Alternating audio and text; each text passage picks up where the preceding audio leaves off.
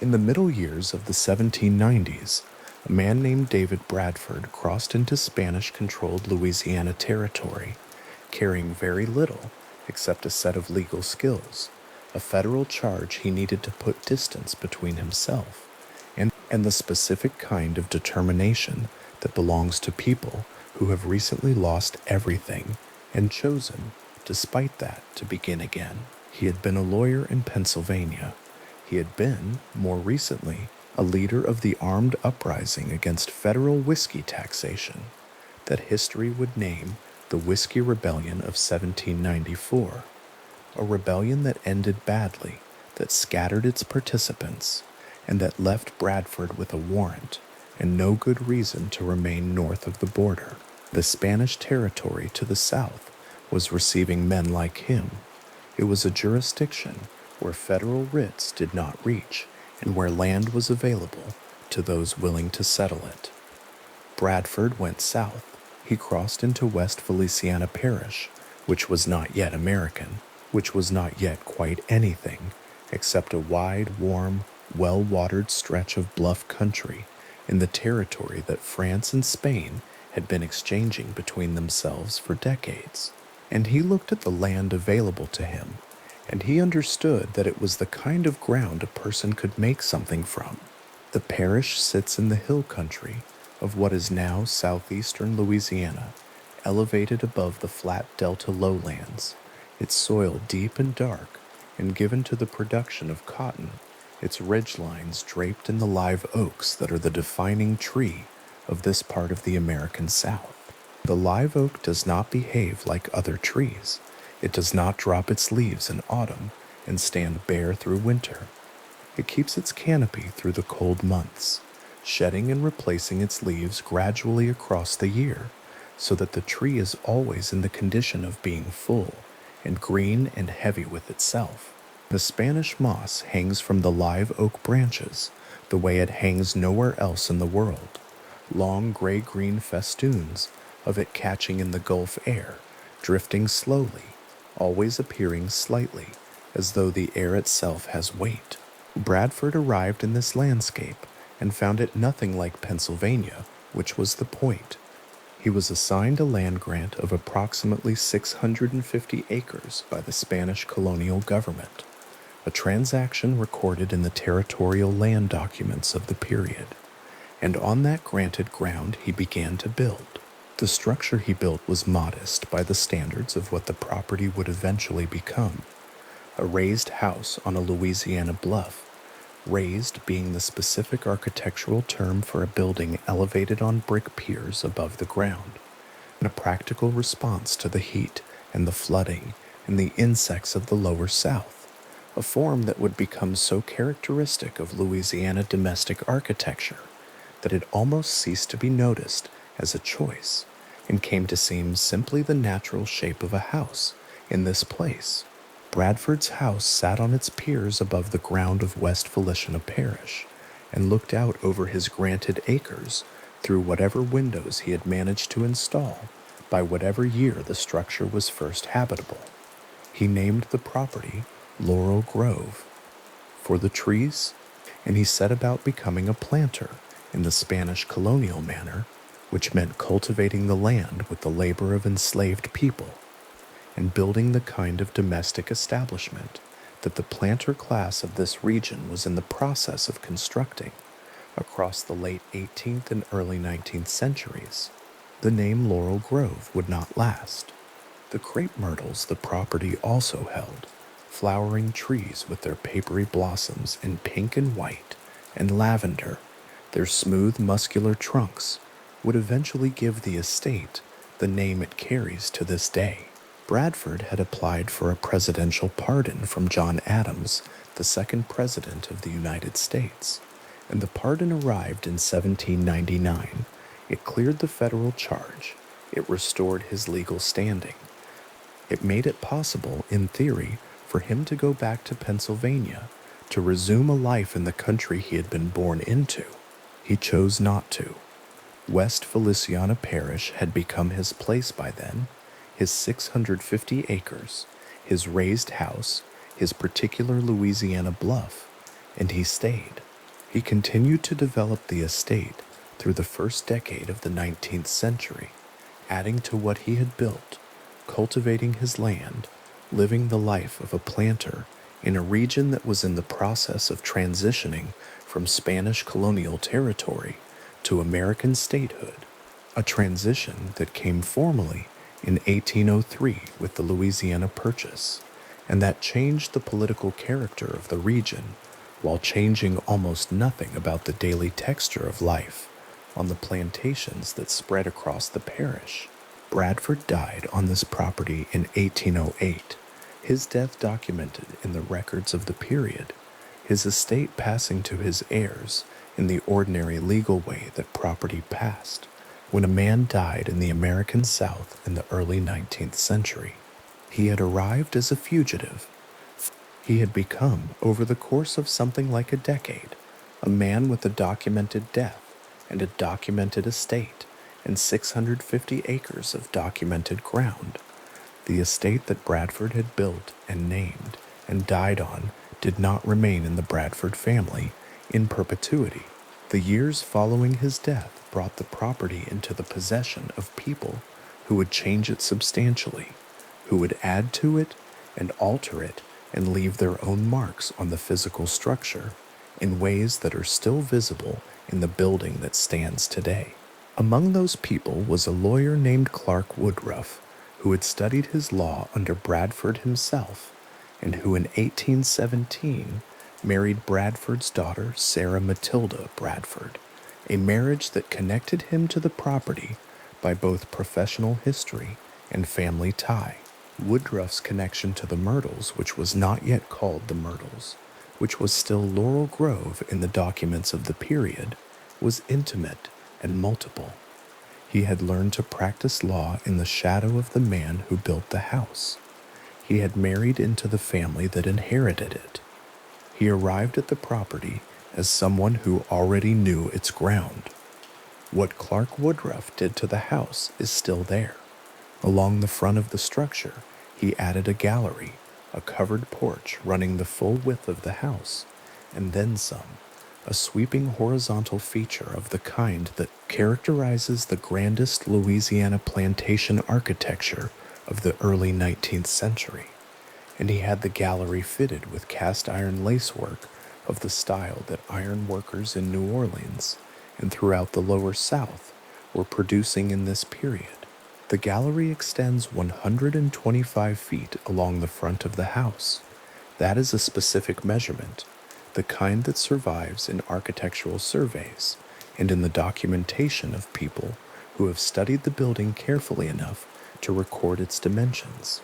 The cast iron lacework is a specific design, repeating patterns of leaves and vines, worked in iron that was cast in molds and then assembled in place.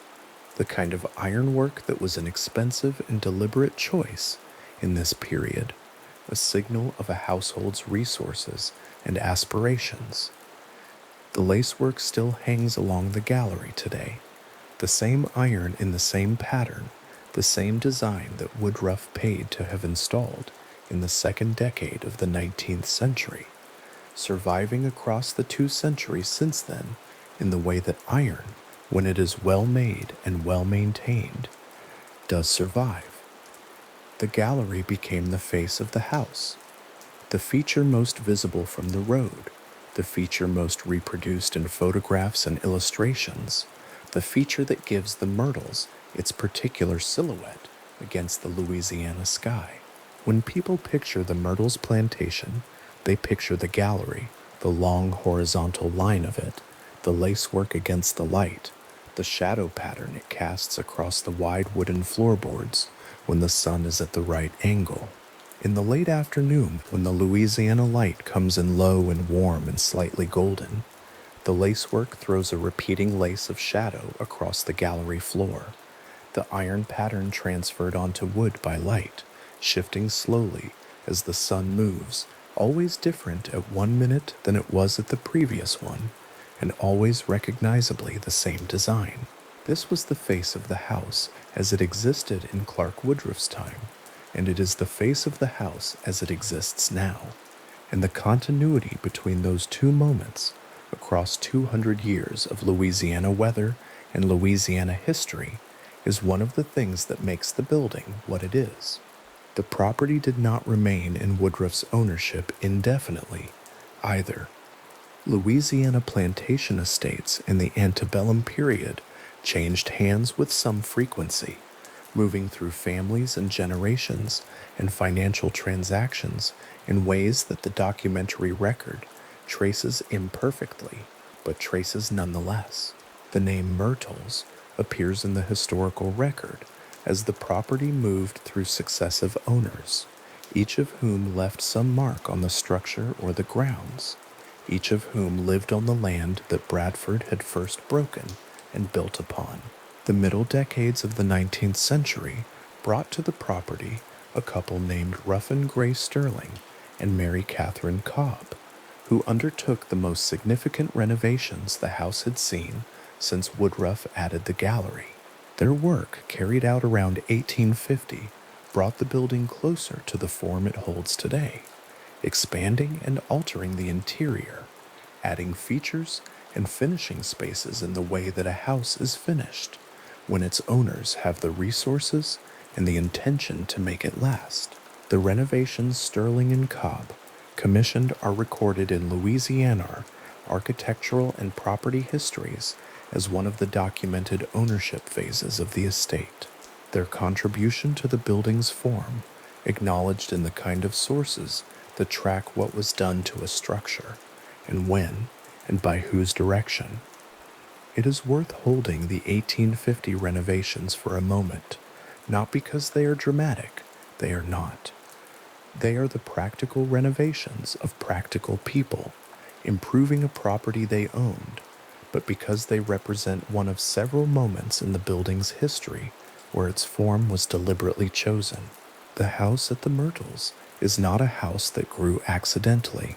It is a house that people made decisions about, repeatedly, across the span of its existence. Bradford decided to raise it on piers. Woodruff decided to extend it with a 125-foot gallery, and to trim that gallery with cast iron lacework. Sterling and Cobb decided to renovate its interior, to finish its plasterwork, to bring it to the form that the first visitors of the 1850s would have encountered. Each of these decisions left a physical mark that subsequent decades did not erase. The house is, in this sense, a layered object, not a single thing built at a single moment, but an accumulation of choices made by different people across different decades, all of them still present in the structure, all of them still legible to anyone who looks carefully enough.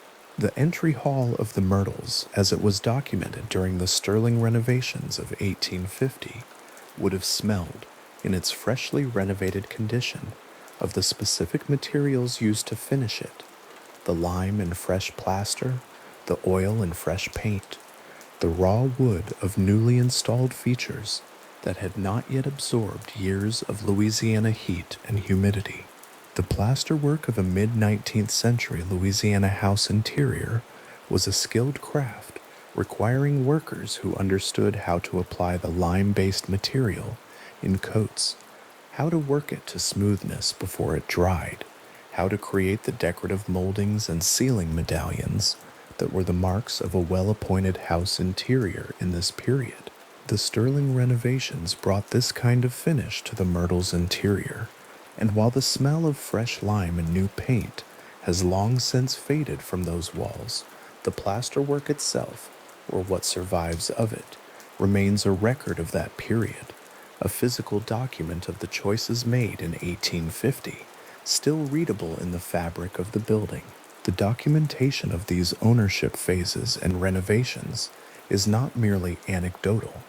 The Myrtles Plantation was listed on the National Register of Historic Places, a formal designation administered by the National Park Service that recognizes properties for their significance to American history, architecture, or culture.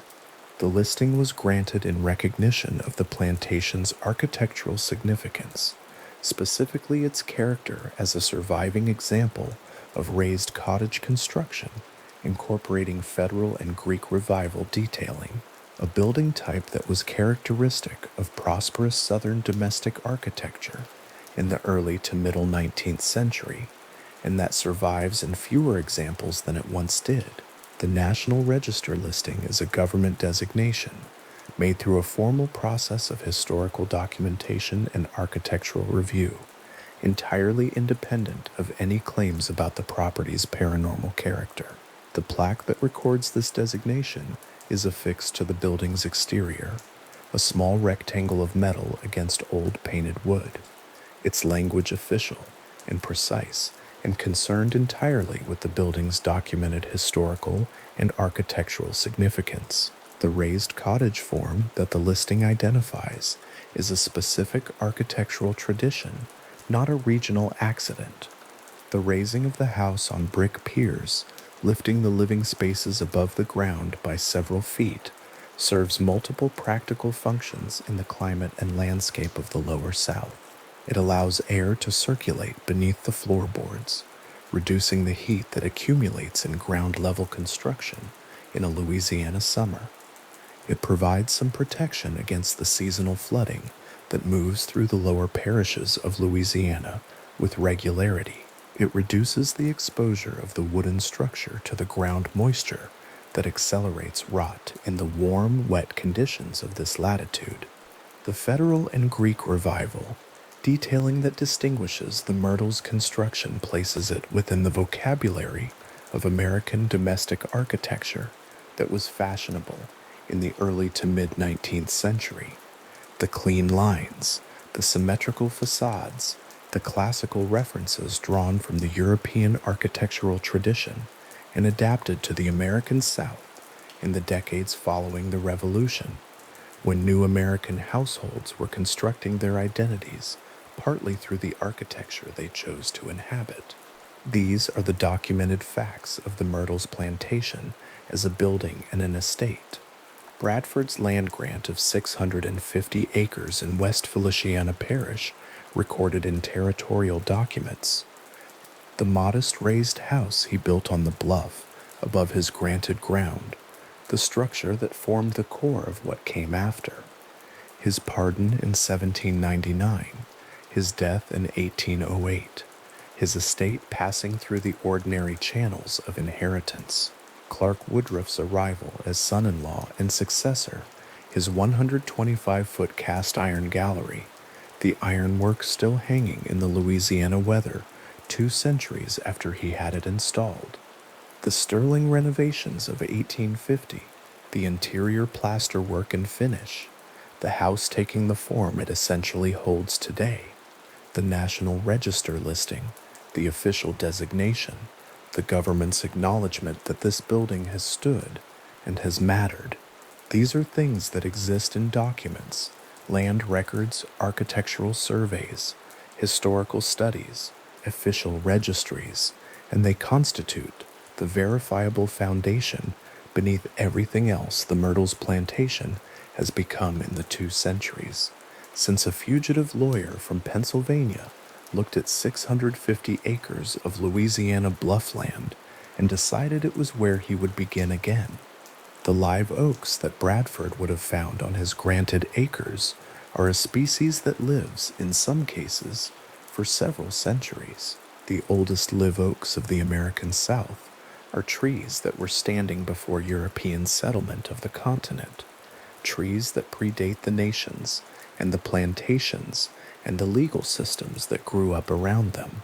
The trees on the grounds of the Myrtles today, their broad horizontal limbs extended low over the ground, their canopies deep and permanent, their root systems anchoring into the west, Feliciana soil, with the grip of something that has been in place for a very long time, are not necessarily the same individual trees that Bradford walked under when he arrived in the 1790s, but they are the same species, the same form, the same quality of deep unchanging green in every season.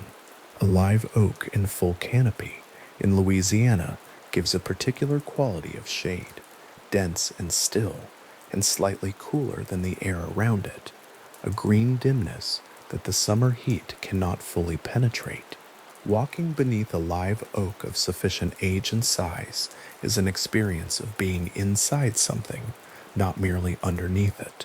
The crepe myrtles that would eventually give the estate its lasting name are smaller trees, planted rather than native, their smooth trunks with the distinctive quality of bark that peels away in thin sheets to reveal the layer beneath, always slightly different in color, pale gray, pale tan, pale rose, their branches reaching in the characteristic multiple trunk form of the species, their flowers appearing in high summer in colors that range from white through pink, through deep magenta, to a purple that is almost violet. The crepe myrtle is not a Louisiana native, but it belongs to Louisiana now, in the way that many things brought to a place across centuries come to seem entirely of that place, its flowers along the roads and in the gardens and in the grounds of estates like the Myrtles, its trunks smooth and muscular in the summer heat, its blossoms dropping in the heat of August to lie on the ground in drifts of spent petals, the color of old paper. Bradford named his property Laurel Grove. Whoever came after him noticed the crepe myrtles and chose them over the laurels, and the name has held ever since. The particular quality of West Feliciana Parish light in the late afternoon, the light that falls across the myrtles gallery and throws the cast iron lacework pattern across the floorboards, is something that belongs to the geography of this part of Louisiana in a way that is difficult to account for in purely meteorological terms, but that visitors to the region have been noting and attempting to describe for as long as anyone has been writing about it. It is a warm light, but not the harsh white warmth of high summer noon. It is a light that comes in at an angle that has traveled some distance through the humid Gulf air before it arrives, that has been softened and warmed and made slightly golden in transit. It falls across things rather than striking them, and what it falls across tends to look, for the duration of that late afternoon hour, more present and more solid than it does at other times of day. The wood of the gallery floorboards, the iron of the lacework, the painted wood of the house exterior, the leaves of the live oaks and the crepe myrtles in the grounds.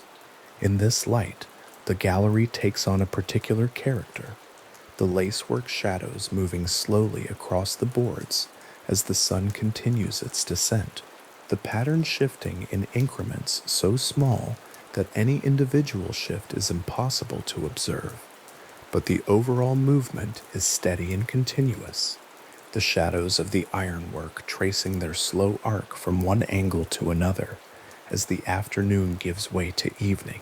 Bradford arrived in this light as a man who had crossed a border to escape the consequences of his choices, and he built a house in it, and he died in it, and the house continued. That continuity, the simple, physical, undramatic fact of a building continuing to exist across time, through the succession of owners and renovations and designations and visitors that its 2 centuries have brought, is itself a kind of phenomenon, not a supernatural one, but a genuinely interesting one.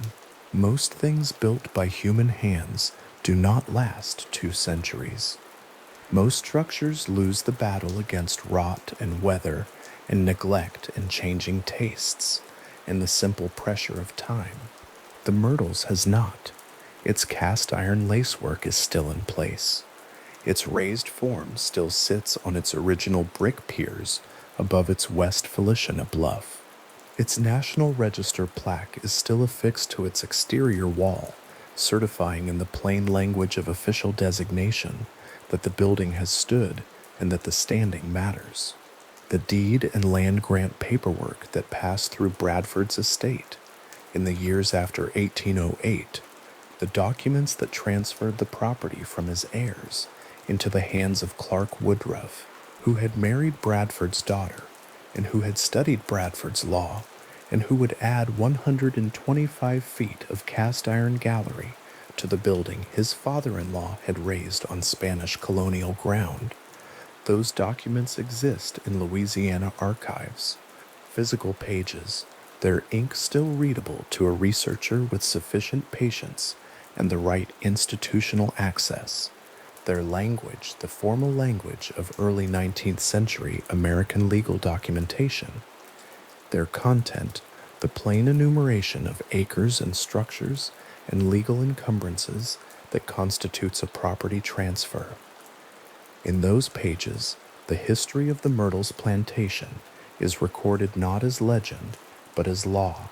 The names, the dates, the descriptions of what was being transferred and to whom, the signatures of the parties, and the witnesses who made the transfer official. Louisiana archival holdings from this period are fragmented and incomplete, as the archives of any region are when they have passed through the particular disruptions of 2 centuries of Southern history, fire, flood, war, neglect, and the ordinary attrition of time acting on paper and ink. But what survives is readable, and what is readable is specific, and the specificity of those old documents is one of the things that makes the Myrtles what it is. Not a vague haunt, but a place with a documented address, documented owners, documented transactions, documented architectural decisions made by people whose names appear in the public record. Bradford received his land grant, and the grant was recorded. Woodruff added his gallery, and the gallery still stands. Sterling and Cobb undertook their renovations, and the renovations are still visible in the fabric of the building. The National Register made its determination, and the plaque is still there. The gallery, in particular, is worth dwelling in for a moment before moving on.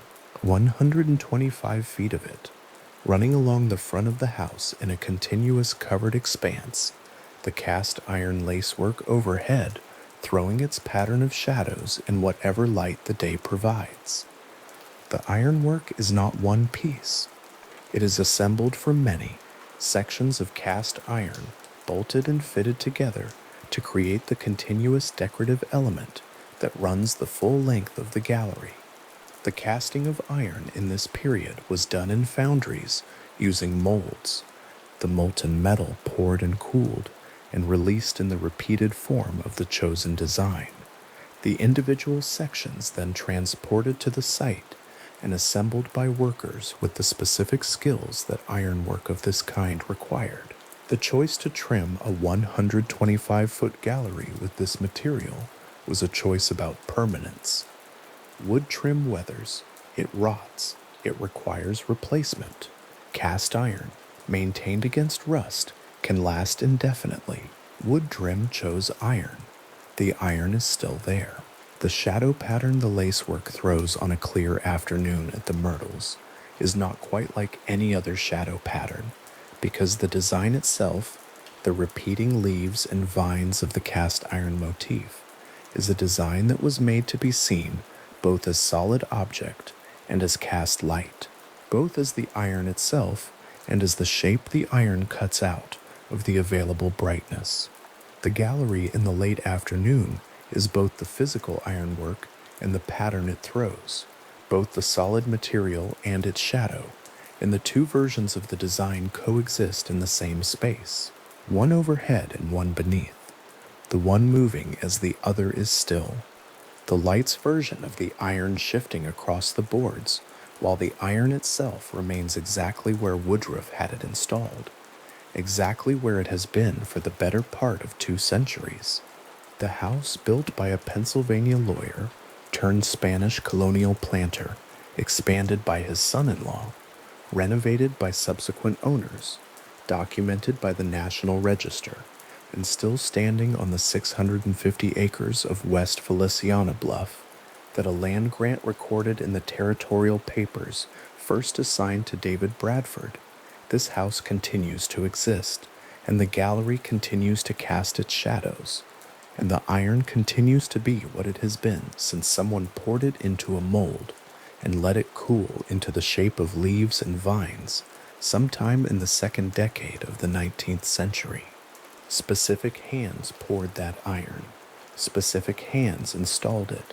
Specific hands have maintained it across the years and decades since, and the house has simply continued in the manner of things that were built well enough and cared for consistently enough to outlast the specific moments of their making, to stand in its particular place, on its particular ground, receiving whatever the passing years have brought to it, and remaining, across all of it, exactly what it is. The guide on the ghost tour at the Myrtles speaks quietly. The front hallway is close around the small group gathered there, the floorboards old and darkened underfoot, the air carrying the particular stillness of a house that has been receiving visitors for a long time and has stopped being startled by their presence. The guide pauses at a certain point in the introductory remarks, lets the pause settle, and then begins to describe a woman in a green turban. This is how most people encounter the story. Not through a book, not through a historical account, not through an archive. Through a voice in a hallway in the low interior light of an old Louisiana house, describing a green cloth wrapped around a head.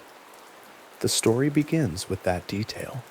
The detail is specific enough that it lodges. The woman is named Chloe. The turban is green. Those two things arrive together, and by the time the guide continues, the listener has already begun to see her. The legend of Chloe is the story most visitors carry away from the Myrtles, and it has been told in roughly its present form across several decades of plantation tours. The guide repeats it because visitors expect it. The visitors expect it because previous visitors repeated it. The story has achieved the kind of circulation that belongs to something with genuine staying power, and it has staying power because the details are precise and the emotional logic is coherent, and because the green turban gives it a visual anchor that most ghost stories lack. A face is easy to doubt. A specific color of cloth is harder to set aside. The broad shape of the legend holds that Chloe was an enslaved woman who served as a domestic house servant in the Woodruff household during Clark Woodruff's ownership of the plantation in the early decades of the 19th century. The legend characterizes her position as one of proximity to the household's interior life, its private conversations, its daily domestic rhythm, and in the version most widely circulated in tourism materials and paranormal accounts of the property, that proximity becomes a source of vulnerability.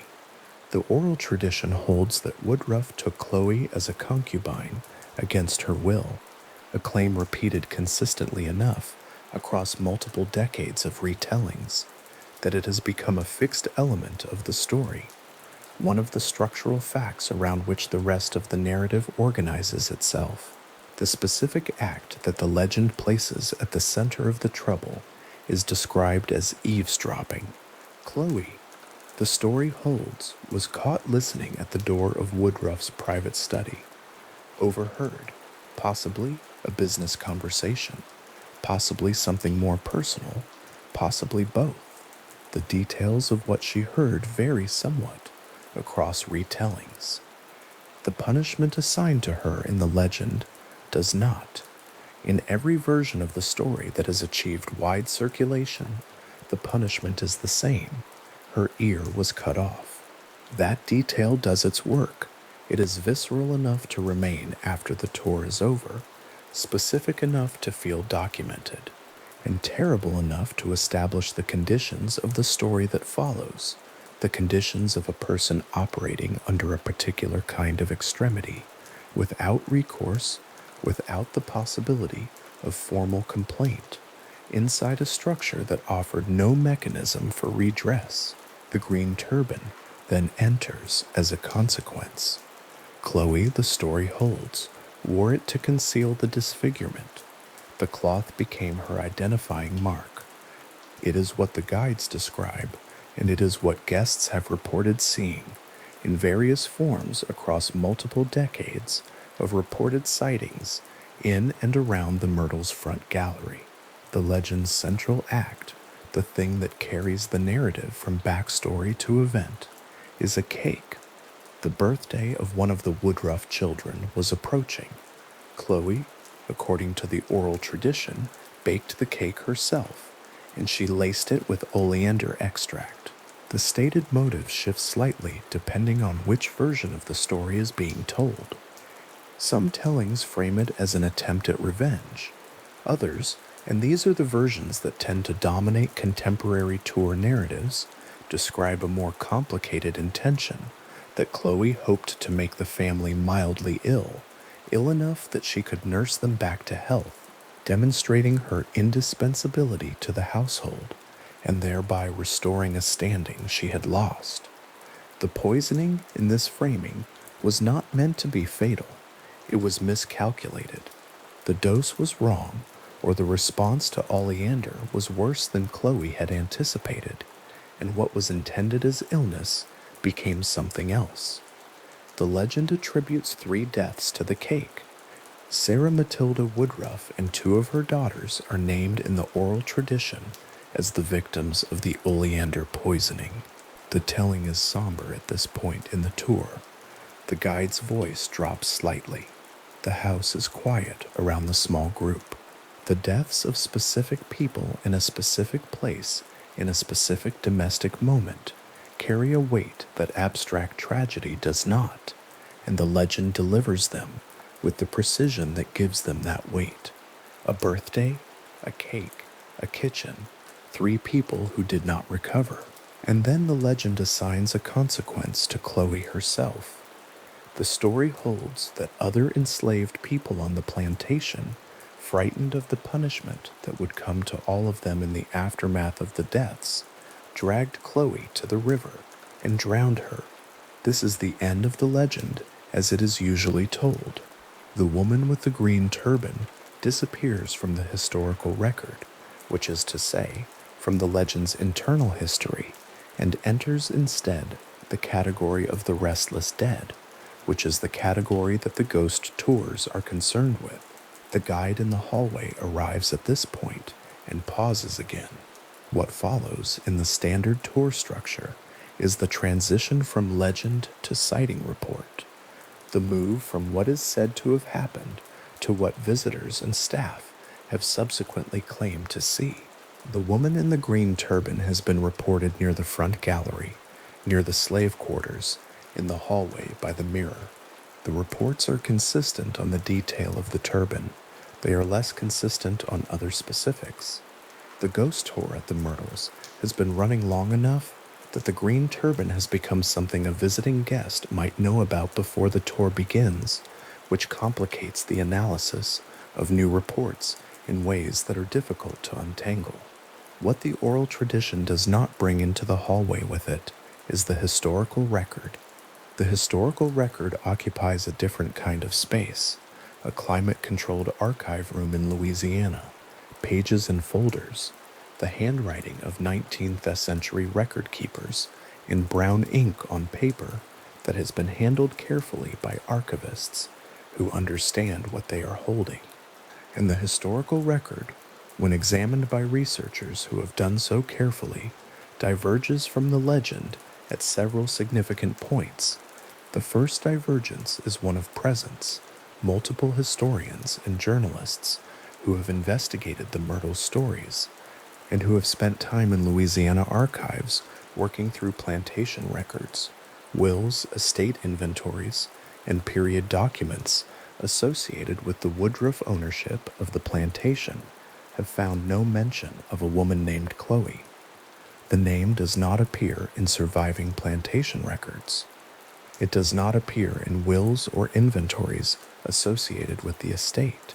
Researchers writing for Louisiana historical publications have examined the documentary record carefully enough to conclude, with the kind of measured scholarly caution that such conclusions require, that Chloe is almost certainly a legend rather than a person with any verifiable historical basis. This is not the same as saying the legend did not originate in something real. Oral traditions frequently encode experiences and events that the official documentary record either suppressed or simply never contained, and the official documentary record of antebellum Louisiana plantations is not a complete accounting of everything that happened on those properties. Enslaved people were absent from significant portions of the documentary record by design, their identities and experiences noted in inventories and account books only insofar as they registered as property. A woman in a position like the one the legend assigns to Chloe might genuinely have existed and left no trace in the surviving papers. The absence in the archive is not the same as the absence of the person, but the legend also makes specific and verifiable claims, claims about deaths, about causes, about events that would have left marks in the documentary record if they had occurred in the form the legend describes. And it is at those specific and verifiable points that the historical record most directly contradicts the oral tradition. Sarah Matilda Woodruff's cause of death is documented. Historical death records examined by researchers indicate that she died of yellow fever, not oleander, not poisoning of any kind. Yellow fever, the disease that moved through antebellum Louisiana like weather, that took families entire, that did not distinguish between the household of a successful lawyer in West Feliciana Parish and any other household in its path. The death record sits in the archive. The cause is noted in the careful shorthand of official documentation. The record does not describe a poisoning. It describes a death from a disease that was among the most common causes of death in Louisiana in the period when the Woodruff family's losses occurred. That document, the page recording Sarah Matilda Woodruff's cause of death as yellow fever, represents something the legend does not fully accommodate. The legend is internally coherent. The historical record is externally verifiable. They do not agree on the central fact of what killed Sarah Matilda Woodruff, and the distance between those two accounts is not easily bridged by the suggestion that perhaps the record was falsified, or perhaps the oleander was blamed on fever, or perhaps the deaths attributed to Chloe in the legend actually reflect different deaths at different times that the oral tradition has drawn together into a single coherent narrative. Those suggestions may contain something true. None of them can be demonstrated. What can be demonstrated is the death record and what it says. The detail of the ear is similarly difficult to locate in any documentary source. The punishment the legend describes, the removal of Chloe's ear as retribution for eavesdropping, would have been an act of sufficient violence that it might have found its way into some portion of the record, either through medical accounts, legal proceedings, or the testimony of other witnesses. Researchers who have looked for such documentation have not found it. This absence is not as clean a contradiction as the death record. An act of violence against an enslaved person in antebellum Louisiana could easily have gone unrecorded, and frequently did. But the absence is still an absence. The physical detail that most firmly anchors Chloe's visual description, the green turban worn to conceal a disfigurement, has no documentary basis beyond the oral tradition itself. What survives in the historical record is the reality of a plantation that experienced genuine and documented loss. The Woodruff family deaths that the legend assigns to Chloe's oleander cake occurred in a period and a region where yellow fever was devastating whole communities. The losses are real. The grief behind them is real. The idea that a household in antebellum West Feliciana Parish might have lost a mother and multiple children within a compressed period is not a detail that requires a legend to explain. It is simply the documented mortality condition of the place and the time. It is worth staying with that fact for a moment. The legend of Chloe exists alongside, not instead of, a documented history of genuine loss. The oral tradition did not invent the deaths at the Myrtles. It assigned them a different cause and a different perpetrator than the historical record supports, and in doing so, it created a narrative that is more emotionally and dramatically coherent than a story about yellow fever. A disease kills indiscriminately, without motive, without moral weight, without a face. A woman in a green turban who made a terrible miscalculation in a kitchen has all of those things. The legend gives the deaths a shape that the disease did not give them, and shapes are what stories are made of.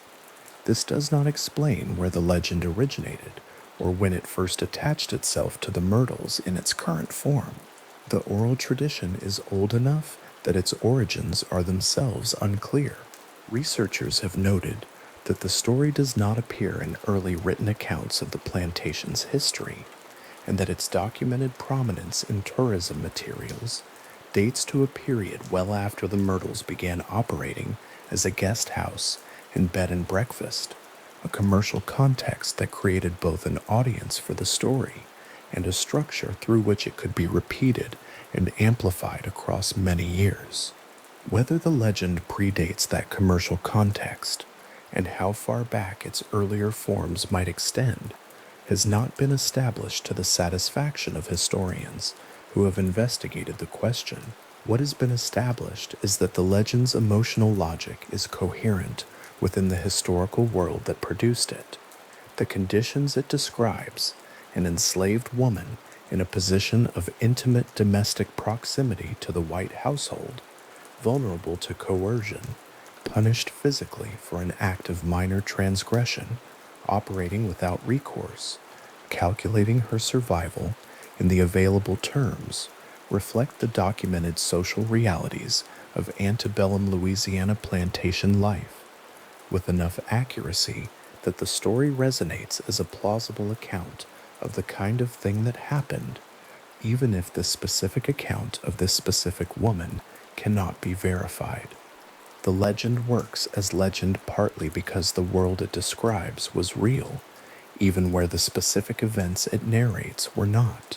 The green turban, in particular, carries a resonance that is difficult to account for solely by reference to the tour guide's description. Guest sighting reports gathered at the Myrtles across multiple decades describe a figure in or near the front gallery, near the cast iron lacework, near the steps, at the edge of the slave quarters, wearing a green head covering. The detail is consistent enough across independent accounts that it has become one of the more discussed elements of the Myrtles paranormal literature.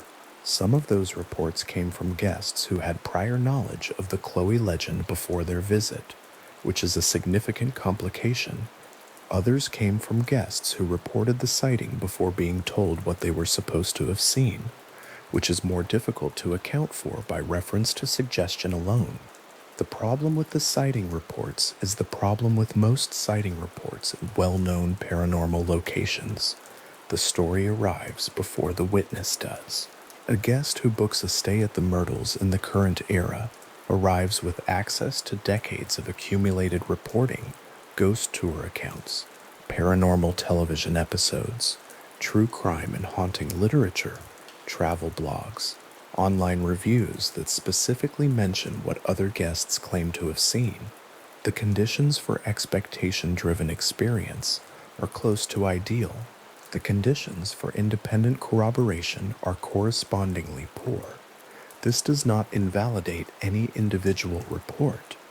It does mean that the reports cannot straightforwardly be read as independent confirmation of the legend's claims. What remains after the legend and the documentary record have both been examined as carefully as they allow is an interesting distribution of evidence. On one side, a story with consistent internal details, a specific visual anchor in the green turban, and a pattern of sighting reports stretching across multiple decades from witnesses who did not always share a prior knowledge of what they were looking for. On the other side, a documentary record that finds no person named Chloe in the surviving plantation papers, records Sarah Matilda Woodruff's death as yellow fever rather than poisoning, and contains no corroborating evidence for the punishment described in the legend's central backstory. The legend and the record have never fully agreed. They occupy the same place, the Myrtles Plantation in West Feliciana Parish, Louisiana, and describe the same basic period of its history, and arrive at accounts that cannot be reconciled at their most specific and verifiable points. This is not an unusual condition for a story of this kind. Oral tradition and documentary record frequently diverge, particularly where the documentary record was produced by and for the people whose interest lay in one version of events and whose mechanisms of documentation excluded the people the legend centers. The divergence at the Myrtles is not evidence that the legend is simply false, nor is it evidence that the historical record is complete. It is evidence that the space between them is genuinely occupied by something that has not yet been fully described. The guide in the front hallway does not typically spend much time in that space. The tour moves forward. The next room has its own story. The house is full of them, layered over 2 centuries of documented occupation, and a ghost tour has its own rhythm and its own requirement to keep moving through the material. The green turban is mentioned, the oleander cake is described, the deaths are named, and then the group moves on. What stays behind in the hallway is the question the record has not answered, not the question of whether Chloe existed. That question has been examined as carefully as the surviving documentation allows, and the answer the archive returns is that no such person appears in it.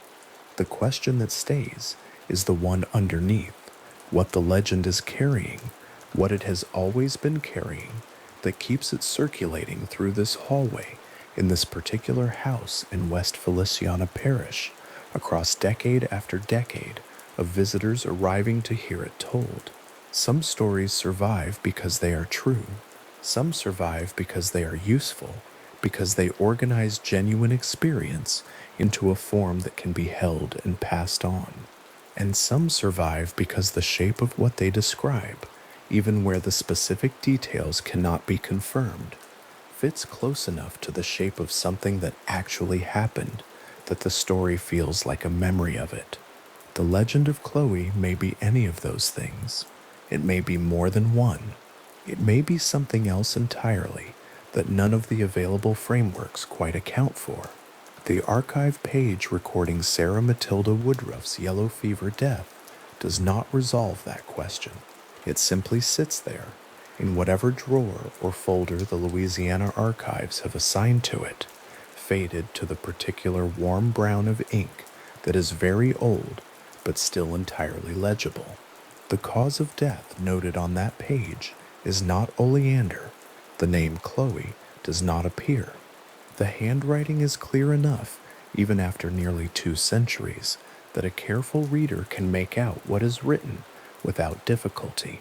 And in the house just miles from where that document is stored, the legend continues to be told in the front hallway by a guide who has told it many times before to a small group of visitors standing on old wooden floorboards, listening in the low interior light of an old Louisiana house for the first time.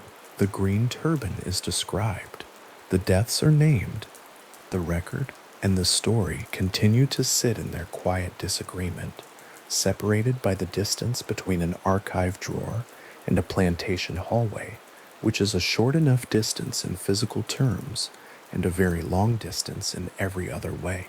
That distance is where the mystery of the Myrtles actually lives, not in the legend and not in the record, but in the space that remains between them, patient and unresolved, and still accumulating, the way that only the oldest questions do. The front hallway of the Myrtles Plantation is not a large space. It is a transitional one, the kind of interior corridor that exists to move a person from the threshold of a house into its deeper rooms, a passage measured in seconds rather than minutes, the sort of place that most visitors cross without stopping.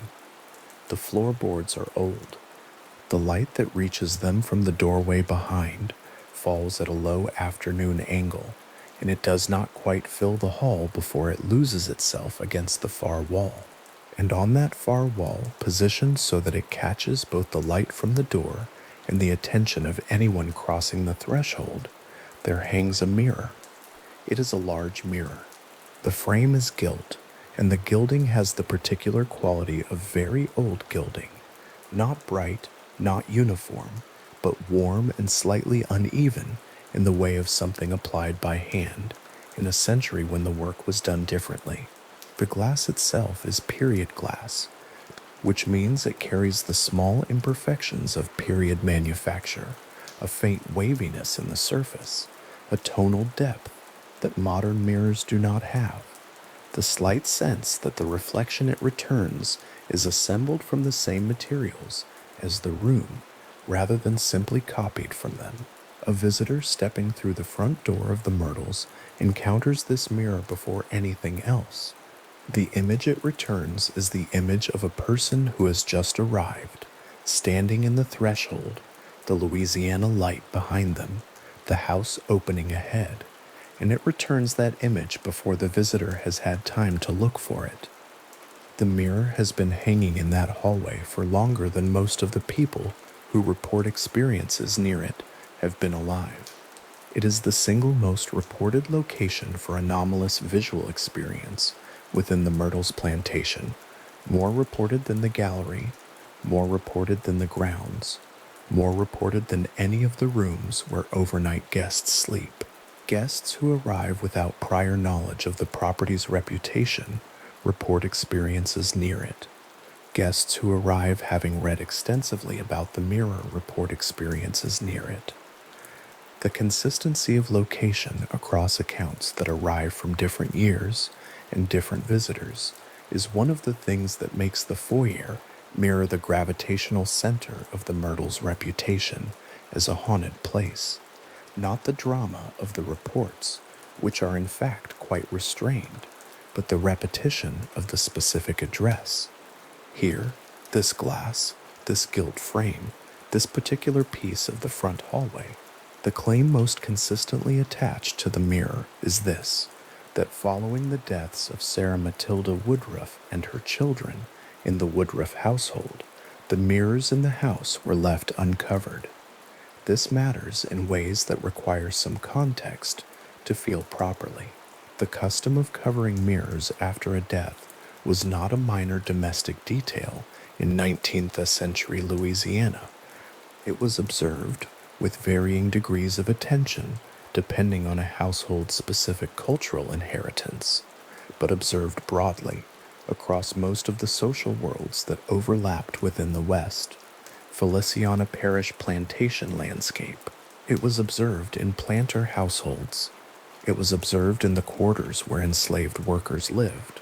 It was observed in Catholic households with French and Spanish colonial roots, in Protestant households with Southern American roots, and in the homes of free people of color whose cultural inheritance drew from all of these streams at once. The covering of mirrors was not a single tradition belonging to a single people. It was a convergent practice that had arrived through different routes at the same physical act, the face of the glass draped in plain cloth in the hours immediately following a death, so that the soul of the newly dead could not catch its own reflection and become confused about its condition.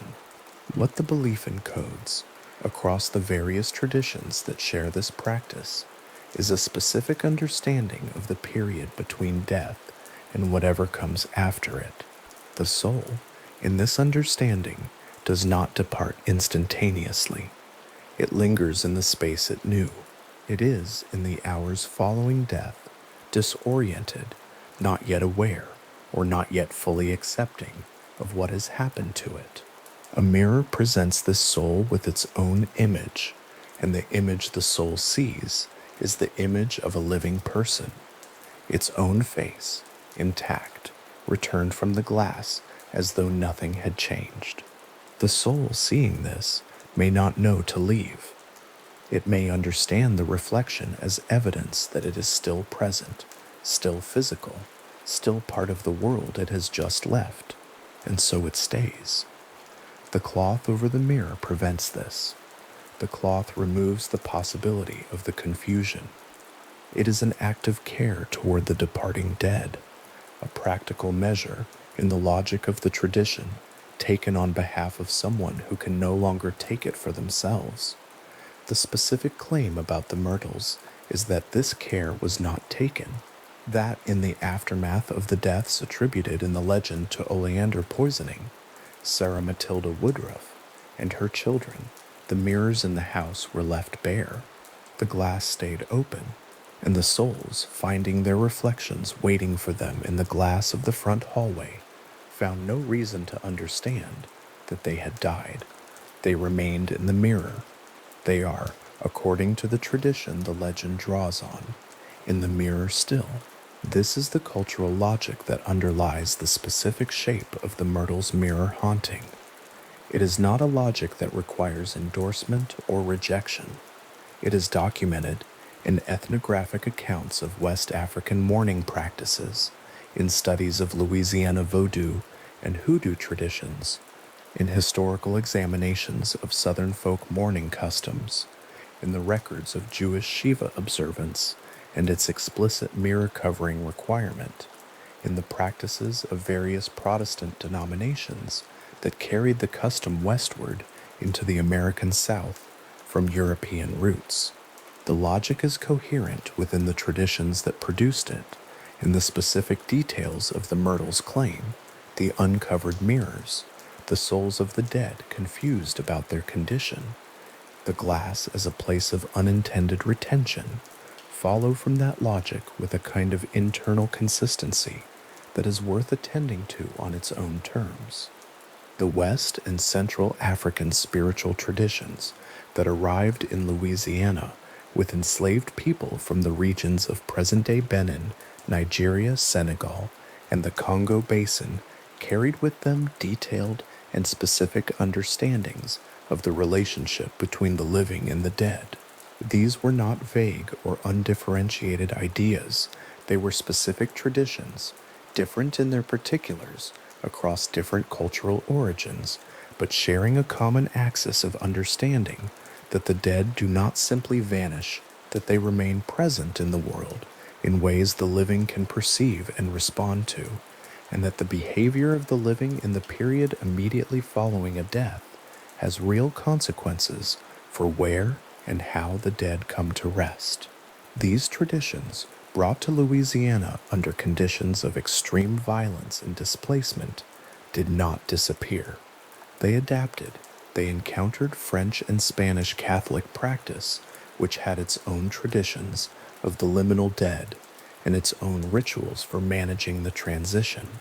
They encountered indigenous American spiritual practices. They produced through the forced proximity of people from radically different origins, who nonetheless shared the condition of the Louisiana plantation landscape, the syncretic spiritual culture that eventually became Louisiana Vodou, and the broader tradition of Hoodoo, a folk spiritual practice documented extensively in the ethnographic and anthropological record of the American South, and particularly of Louisiana, and one that carries as a persistent feature of its structure the understanding that the dead can linger in physical objects and physical spaces, and that improper death ritual is one of the primary conditions that cause them to do so. The Myrtles for Your Mirror sits within this tradition, not as an illustration of superstition, but as a concrete object that the tradition renders meaningful. The gilt frame and the period glass are not incidental. The position in the front hallway, the crossing point, the threshold space, the place where a visitor moves from outside to inside, and the house receives or declines them, is not incidental. The claim that the mirrors were left uncovered is not a detail added to make the story more dramatic. Within the tradition the story draws on, it is the precise causal mechanism that explains everything else. Visitors who report handprints on the mirror's surface describe something specific, not vague impressions or shadowy marks, but prints, the clear, small-fingered impressions of what appear to be children's hands against the glass. The prints appear, in these accounts, after the mirror has been cleaned. They appear when the mirror is examined by people who have been told nothing about them in advance. They appear in daylight and in low evening light and in the ambient glow of a hallway at night. Cleaning staff at the Myrtles have reported wiping the surface of the mirror and returning to find the prints present again. Guests who have touched the glass of the mirror report that the prints appear near or around where their own handprints would sit, as though the reflection of their touching has been retained on the wrong side of the glass. These accounts are not gathered from a single source or a single period. They accumulate across decades of visits, across different documentation, across the kind of time span that allows a pattern to become recognizable as a pattern rather than as a coincidence. The small-fingered detail is the one that carries most weight in the existing reports. The children who died in the Woodruff household, whose deaths are recorded in available historical documentation as having occurred from yellow fever rather than from the oleander poisoning of the legend, a discrepancy the record maintains with quiet persistence, were young.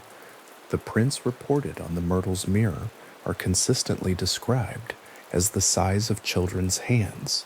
The connection between these two facts is not established by documentary evidence.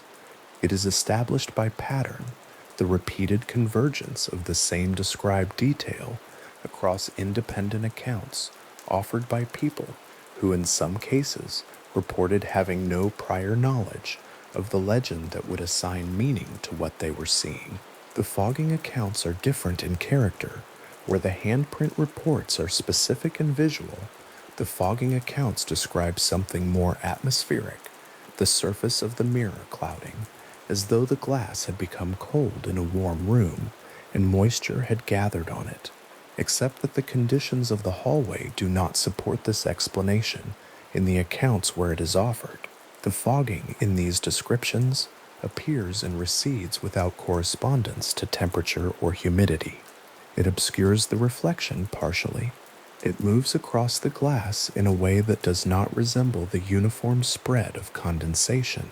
Some guests who have described the fogging report that the mirror, when fogged, returns a reflection that is slightly different from the room they are standing in, the angle slightly wrong, the light slightly changed.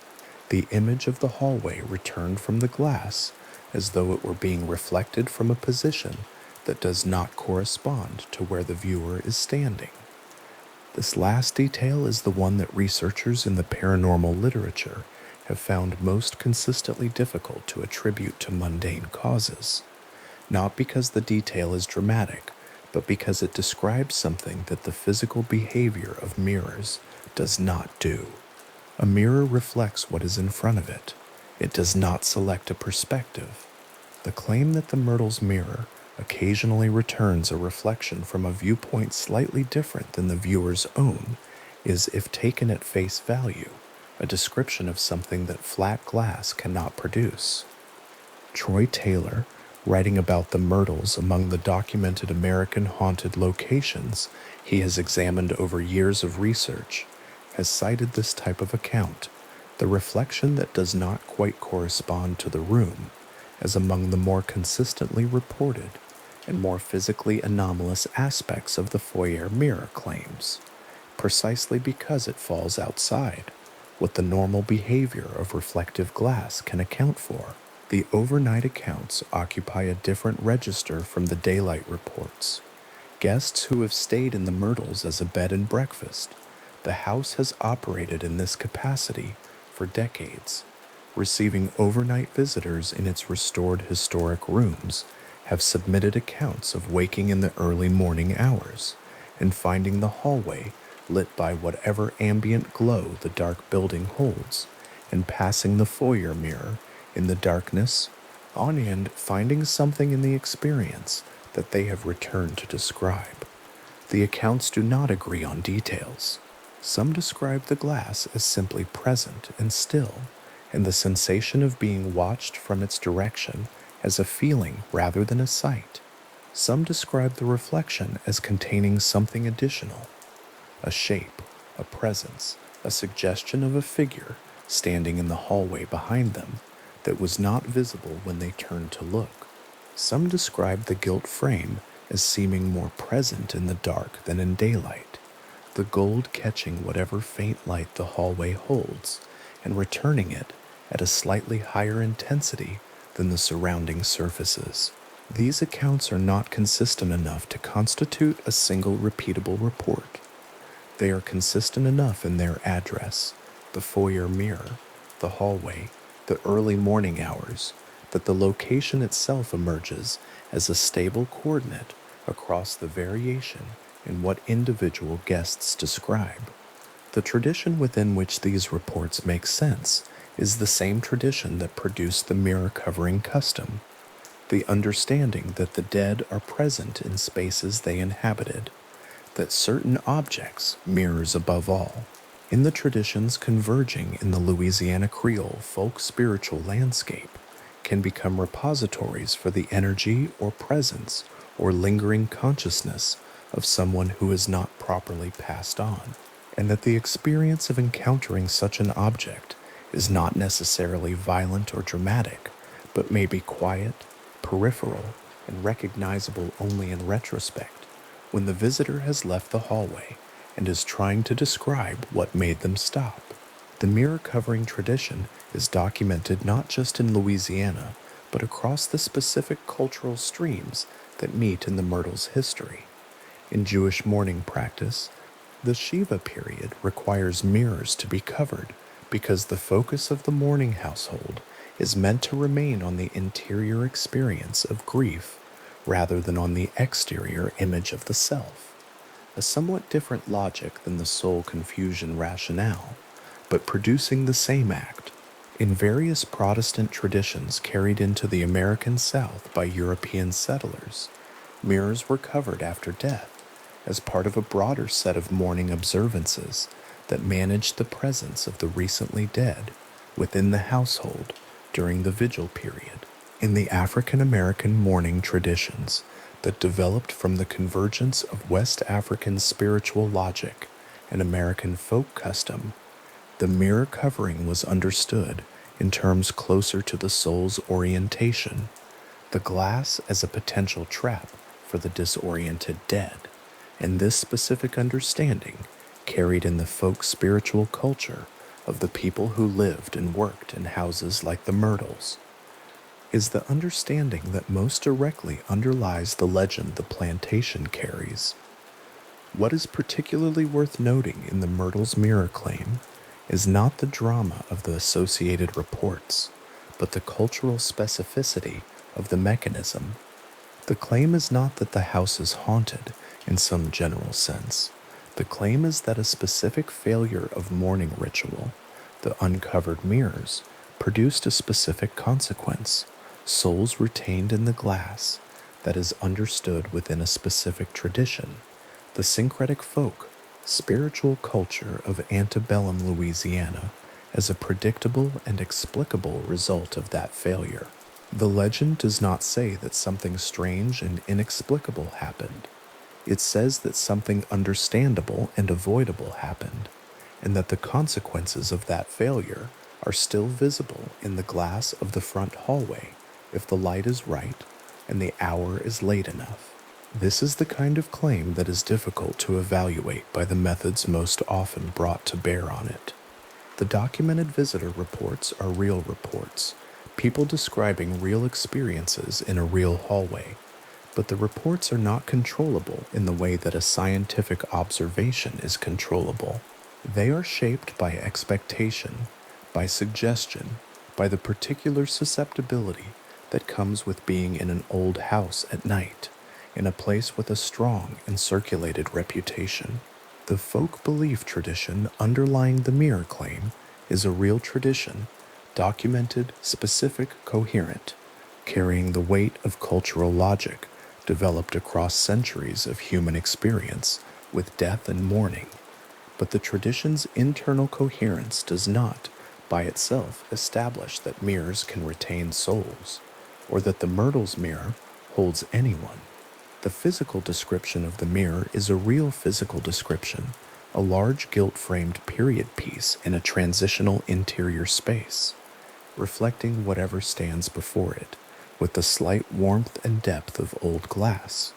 But the physical description of an object does not account for the experiences people report in its presence. The honest position is the position that holds all of these things simultaneously. The mirror is real. The reports are real. The tradition is real.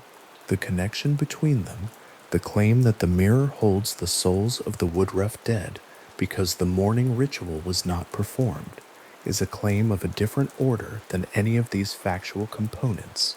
It is a claim that lives in the space between what the tradition predicts and what the visitors report, and that space is neither verified nor dismissed by the evidence currently available.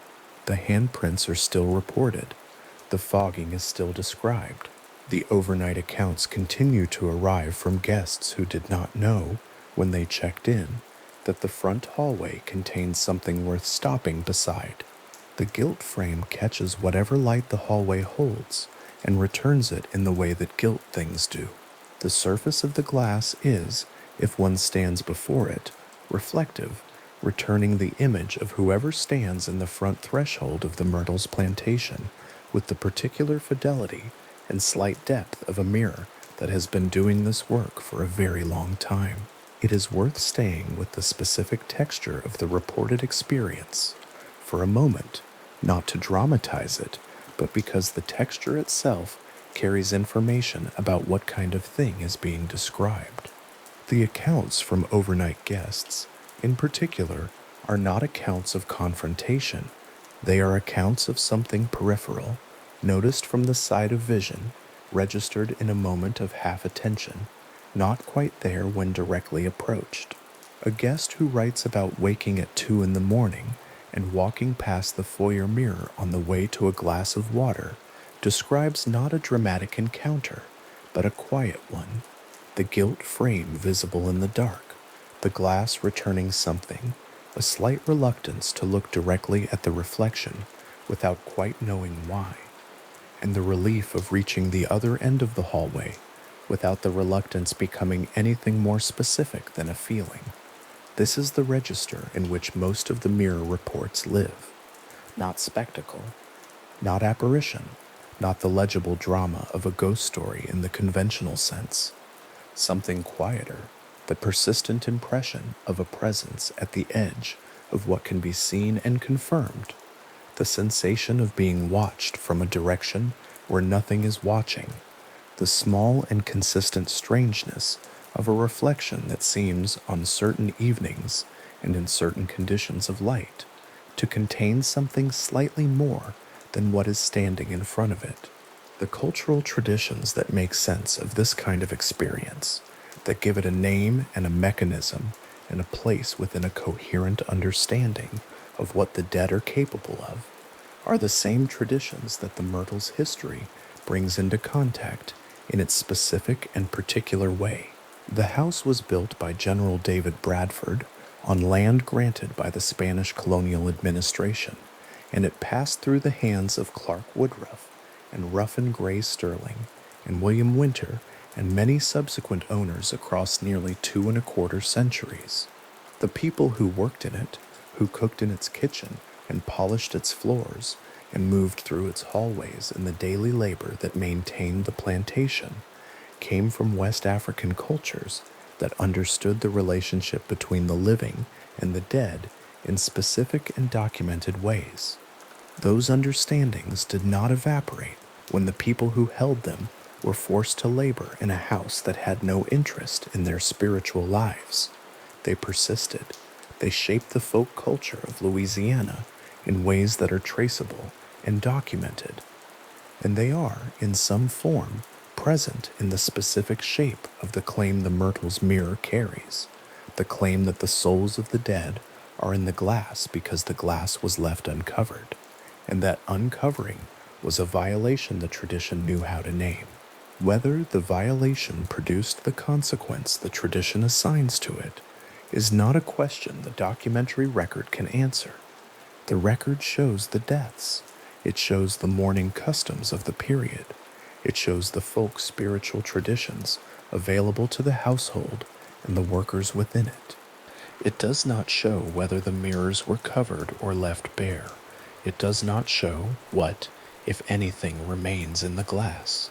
Those are questions the hallway continues to receive, without resolving, from visitors who arrive with them from across the country and leave with the same questions, slightly changed by the experience of standing before the gilt frame and finding that their reflection was already waiting for them when they crossed the threshold. The mirror continues to hang in the front hallway of the Myrtles Plantation as it does tonight. The gilt frame is unchanged by the years that have accumulated around it. The glass is the same glass, the same slight warp of period manufacture, the same tonal depth, the same warm imperfection in the surface that makes an old mirror different in character from a new one. Visitors still cross the threshold and encounter their own reflections before they have had time to look for them. Some of those visitors report nothing unusual. Some report something at the edge of what they can describe, a handprint that reappears, a reflection that holds the hallway at a slightly wrong angle, a quiet reluctance to remain in the front corridor alone after the house has gone dark. The people who report something unusual about the Myrtles foyer mirror keep arriving from different places and different decades. They are not a single population with a single set of expectations. They are guests from many origins, carrying different degrees of prior knowledge about the legend, different susceptibilities to suggestion, different habits of attention. What they share is the address they return to in their descriptions: the front hallway, the gilt frame, the glass, and the glass simply continues to reflect whatever stands before it. Every visitor who crosses the threshold, every face that the Louisiana afternoon light touches and returns, every image offered to the mirror in the transitional space of the front hall, steady and present and unhurried in the way of things that have been doing the same work across a very long span of years. On the front steps of the Myrtles Plantation, on a January evening in 1871, an attorney named William Winter was shot once by a rider who came up the road on horseback, fired, and then was gone.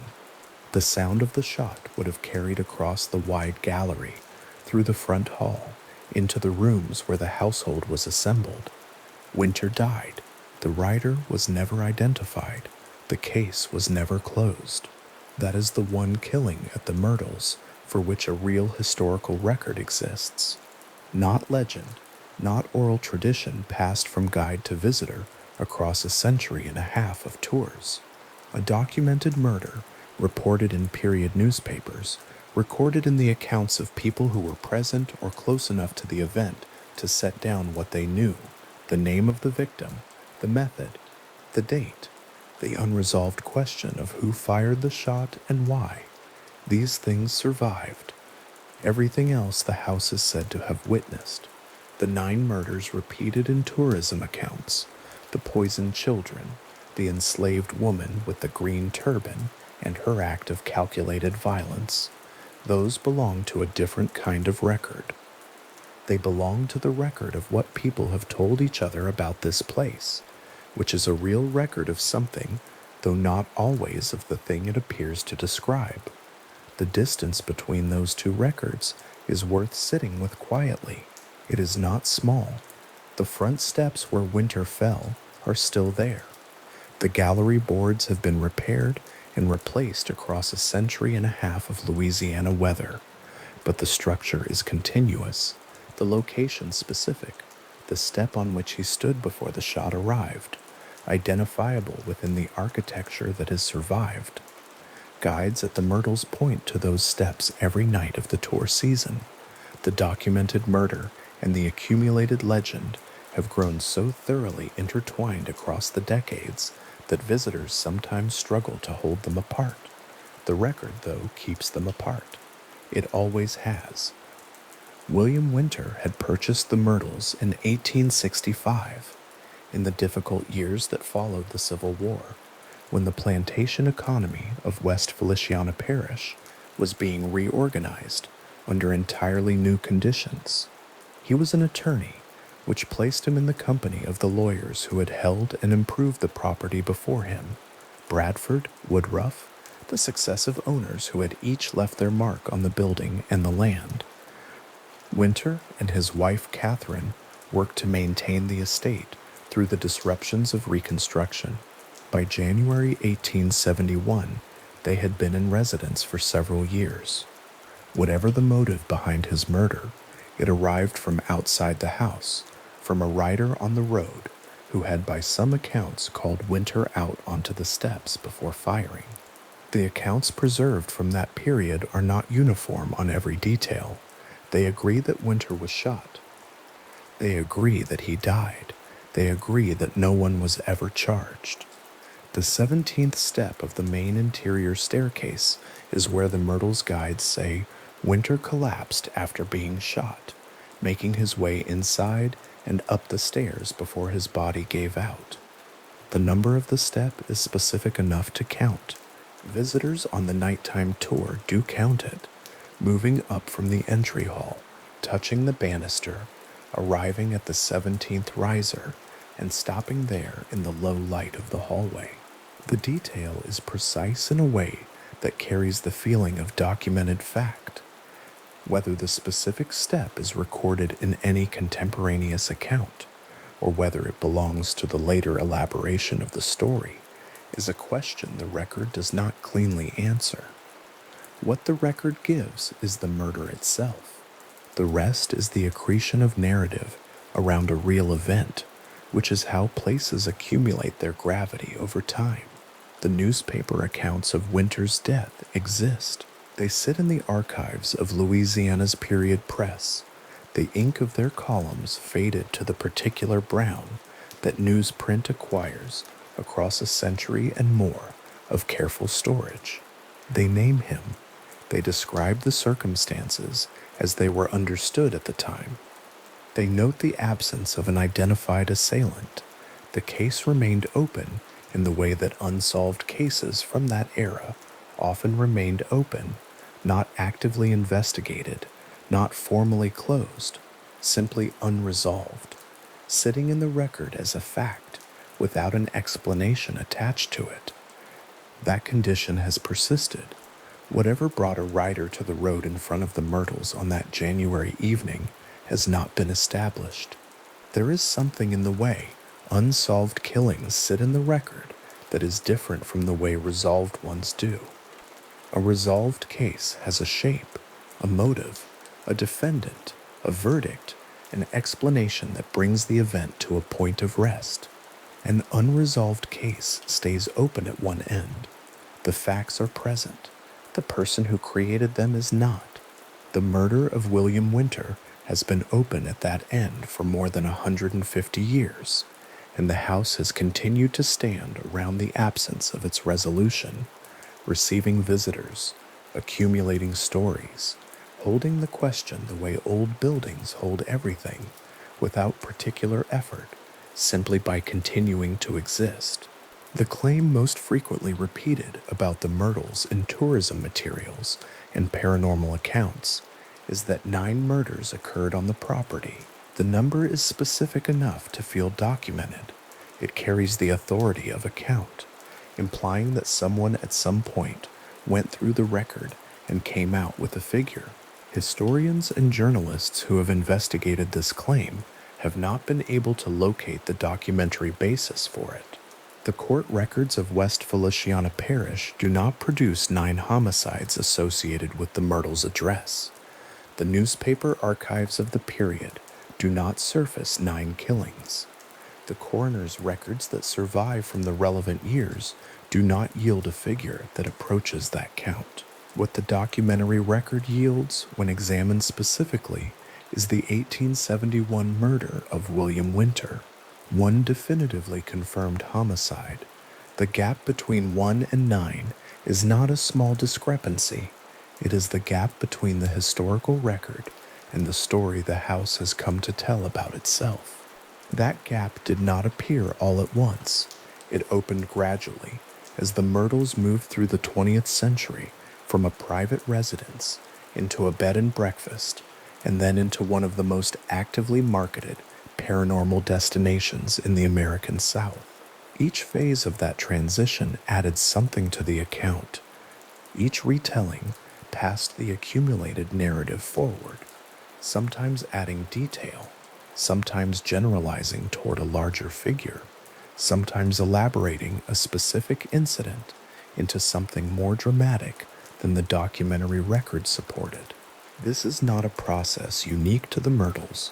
It is how places with genuine histories of tragedy and genuine gaps in their documentation tend to accumulate legend. The real events provide the emotional foundation. The narrative fills in what the record left open. What the record left open at the Myrtles is considerable, and it is worth being precise about why. The plantation operated across the antebellum period under conditions that systematically excluded certain deaths from official documentation.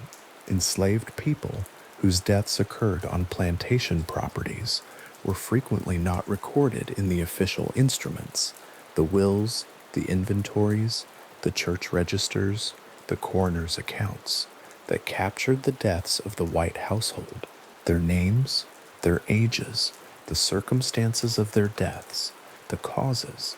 These things were regularly omitted from the documents that have survived. The result is a record with a structural silence built into it.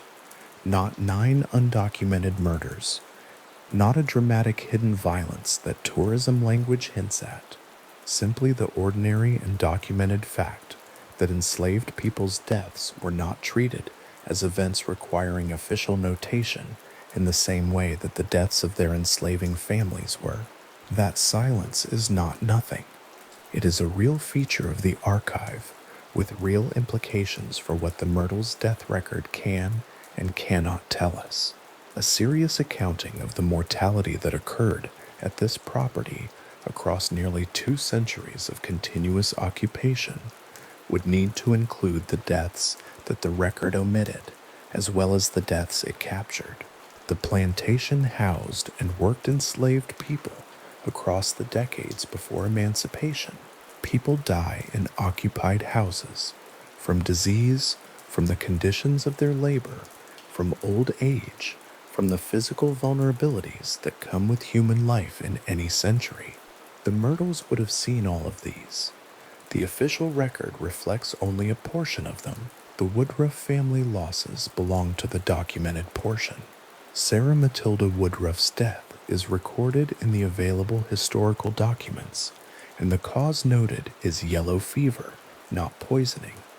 The researchers who have examined Louisiana archive holdings from the Woodruff period, fragile pages in climate-controlled rooms, handwriting, and the careful formal script of 19th century record-keeping, have found the family's losses consistent with what a household in antebellum Louisiana would experience during a period of recurring epidemic disease. Yellow fever moved through Louisiana like weather, arriving in warm months, taking children and adults without distinction, retreating and returning in subsequent years with no reliable warning. The Woodruff family deaths fit that pattern. The deaths attributed in the legend to Chloe's oleander cake do not require any act of violence to explain. The disease alone was sufficient, and the disease is what the documents record. This is not an incidental distinction. The Chloe legend places a specific act of intentional violence at the center of the Myrtles' death history, and the documentary record of Sarah Matilda Woodruff's cause of death places yellow fever there instead. These are not two interpretations of the same event. They are two separate accounts of what caused the deaths, and only one of them is supported by the surviving documentation. The legend and the archive have never agreed on this point, and the archive does not bend to accommodate the legend simply because the legend is more widely repeated. The deaths themselves were real. Sarah Matilda Woodruff died. The losses the Woodruff household sustained were genuine losses experienced by people who had been alive and were then gone, in a period and a place where such losses came with the kind of frequency that made grief a chronic rather than an exceptional condition of life. Yellow fever was not a gentle cause of death. It was a brutal one, arriving fast and taking people in a matter of days, leaving households diminished in ways they sometimes did not recover from. The Myrtles' documented history contains that kind of genuine sorrow. It does not require the addition of a poisoning to be genuinely sorrowful. There is a specific quality to the grief that accrues around a place where children died young. The Woodruff children, who are part of the Myrtles' history, present in the genealogical records, in the fragmentary documentation that survives from that period, died in the way that children died in antebellum Louisiana, from the diseases that moved through the region's population without the impediments that later medicine would introduce. Their deaths were recorded where they were recorded. Their names appear in the documents that noted them. The record of their lives is thin, as children's records from that period often are, but the record of their deaths is there, and it points toward disease rather than toward the dramatic act of a servant in the kitchen with an oleander plant. The oleander itself grows in Louisiana without difficulty. It is a common ornamental plant in the region, flowering in pink and white, present in gardens and along roadsides, its beauty carrying the particular quality of things that are both attractive and poisonous. That factual detail. Oleander grows in Louisiana. Oleander is toxic, gives the Chloe legend a grounding in the real landscape that contributes to its plausibility. The plant is there, the poison exists. The domestic access that would make the act possible was a real feature of how plantation households operated. The legend is built from real materials. The specific event it describes, however, is not in the record.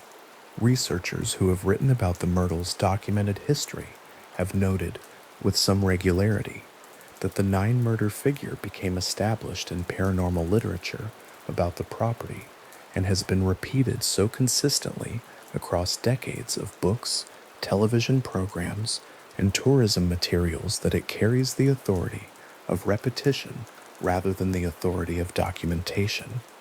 The distinction matters less to most visitors than it might to a historian with access to the archive, which is entirely understandable. Most people who arrive at the Myrtles arrive with an interest in the accumulated story of the place, not with a research agenda.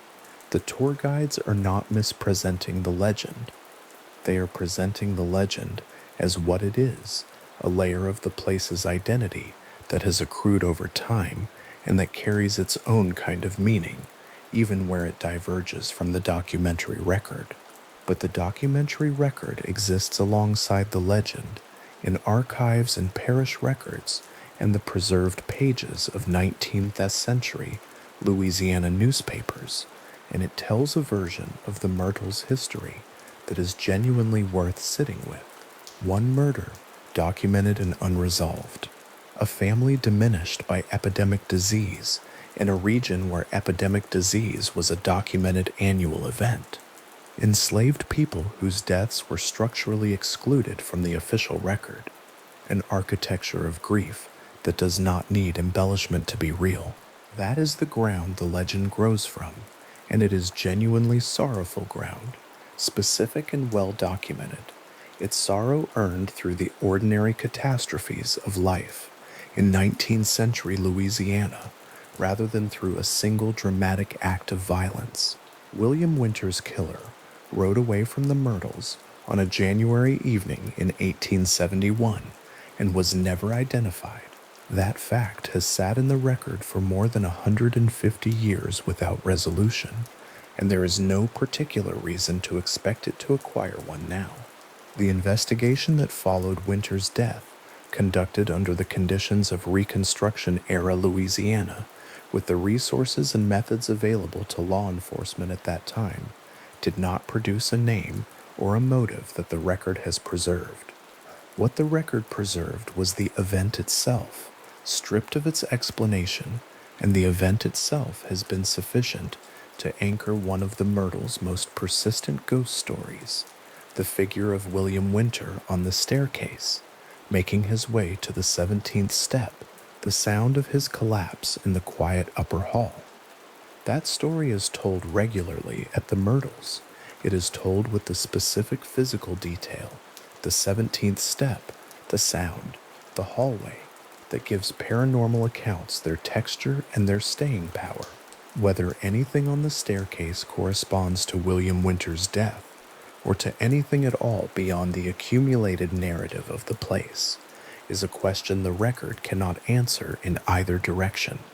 What the record can say is that the murder happened, that it was documented, that the documentation survived, and that the house where it occurred has continued to stand on its original acres through 150 years of Louisiana weather and human occupation, holding the unresolved question the way it holds everything else. The 9-murder figure, for its part, belongs to the story rather than the archive. It arrived in the Myrtles' public narrative sometime in the latter half of the 20th century, as the property was being repositioned as a paranormal destination, and it acquired the authority of repetition before it acquired any documentary support. The researchers who have looked for the support have not found it. The archive does not yield 9, it yields 1. The rest of the number is the distance between what the house has come to mean and what the house can be shown to have witnessed. And that distance is not a flaw in the history, but a feature of it, a specific and interesting feature of how places accumulate their identities across the long accumulation of time. Louisiana's antebellum plantation estates were not quiet places in any meaningful sense of the word. They were sites of continuous labor and continuous loss, occupied by people whose lives were governed by conditions of extraordinary inequality and by the natural disasters, epidemic disease chief among them, that the region's climate produced with reliable seasonal frequency. The Myrtles was a prosperous property in a prosperous parish, which meant that it participated fully in both the wealth and the suffering that antebellum Louisiana plantation culture generated. That participation is documented. The suffering attached to it is not embellished or invented. It is simply the condition of the place and the period recorded in the documents that have survived and present as a weight in those documents, even where specific names and causes have been lost to time. The Woodruff family losses held against that background look like what they were: the losses of a household in a time and place where loss was frequent, taken by diseases that moved through the population without the interventions that later generations would come to regard as ordinary. Yellow fever, childhood disease, the physical vulnerabilities of early 19th century life. These are documented conditions. Their presence in the Myrtles' death record is not mysterious. It is consistent with what the regional death records from the same period show. The mystery of the Myrtles, to the extent that the history produces one, lies not in the deaths themselves, but in the way the deaths were interpreted by subsequent generations, the stories that grew around them, the figure of Chloe and the green turban, the mirror left uncovered in the mourning house, the specific and resonant image of children's handprints on the glass. Those stories did not arise from nothing. They arose from the genuine fact of deaths in this house, and from the genuine fact that the people who lived in and around the house carried spiritual traditions that gave specific form to what an improperly mourned death could leave behind. The folk belief that an unburied grief, an unobserved mourning ritual, a mirror left uncovered in a house where someone had died, the belief that these failures could result in something lingering in the physical world, that belief was real in the communities that held it, and its presence in the Myrtles legend reflects the actual cultural world in which the plantation existed, not an invention layered onto the history from outside, but the specific act of violence, the oleander in the cake, the 9 murders. These remain in the category of the story rather than the record. The record holds the house and its documented dead with a different kind of weight, quieter, less dramatic, more difficult to narrate on a ghost tour, but genuinely sorrowful in the way that documented sorrow tends to be, which is without flourish, without a villain, without a moment of crisis that makes the tragedy legible as story rather than simply as life going the way life goes in difficult times and places. Sarah Matilda Woodruff died of yellow fever. The documents say so. The documents sit in Louisiana archives, in the holdings where parish records and family papers are kept in the particular kind of institutional quiet that archives maintain, the controlled temperature, the acid-free folders, the careful handling procedures designed to extend the life of paper that is already more than a century and a half old. The ink has faded to brown. The handwriting is the formal script of a 19th century record keeper, the letters shaped by a hand that is long gone, the words still readable by anyone who arrives at the archive with the patience to look. Yellow fever. The cause is noted in the careful shorthand of official documentation. The record does not equivocate. It does not suggest poisoning as an alternative. It records the disease and moves to the next entry. That document is not the most dramatic element of the Myrtles' history. It is one of the most honest ones.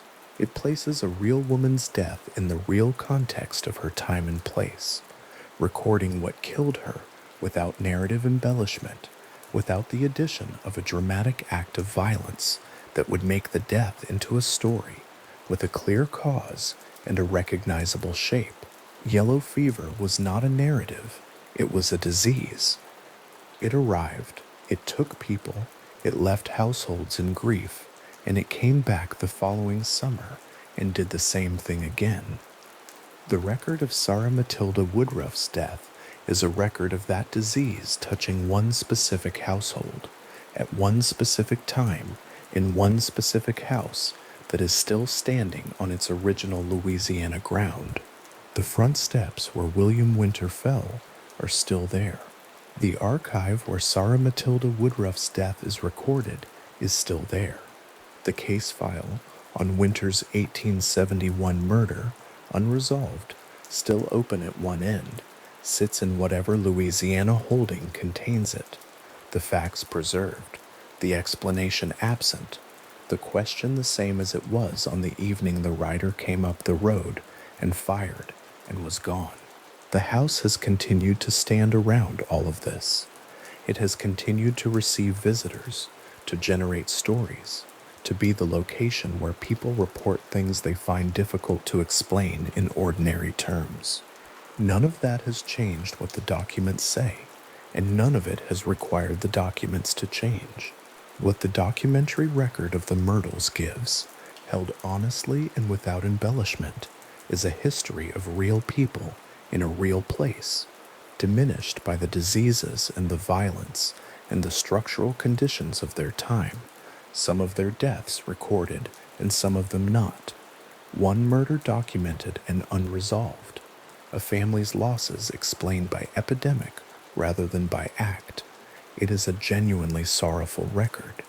The sorrow in it is the sorrow of actual lives, ended by actual causes, in a house that was home to people whose grief was real, even where their names and the details of their losses have not all survived in the documents.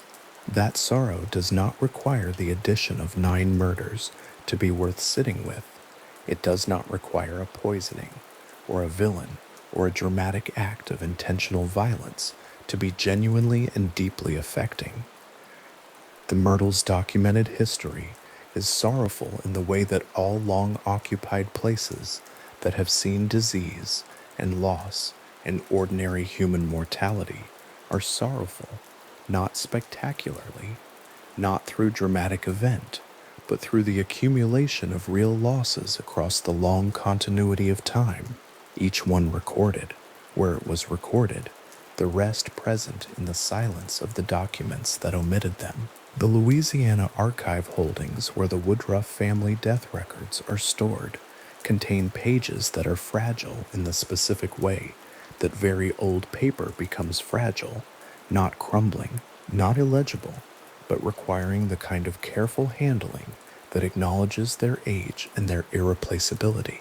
The handwriting on those pages is the handwriting of people who are themselves now long dead, who recorded these deaths in the course of their working lives, who did not know or did not care that the records they were keeping would eventually become the evidentiary ground against which a legend would be tested. They recorded what they knew: yellow fever, the date, the name, the household. Those pages are the bottom of the Myrtles' history, not the mirror, not the green turban, not the 9 murders, but the actual paper in the actual archive. The ink faded to the particular brown of very old documentation, the letters still forming the words that were set down in the 19th century by a hand that moved across the page and then was still. The record says what it says. The house stands on the ground where it was built. The sorrow is real, and it is documented, and it does not need embellishment to be genuinely worth the quiet attention of sitting with it in the dark. In the mornings, the kitchen at the Myrtles would have been the first room alive.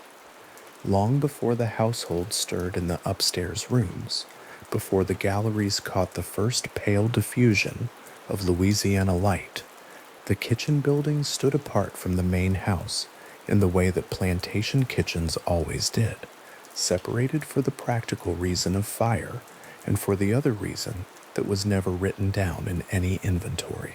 The people who worked there arrived before the house had a name for the day. They built the fire.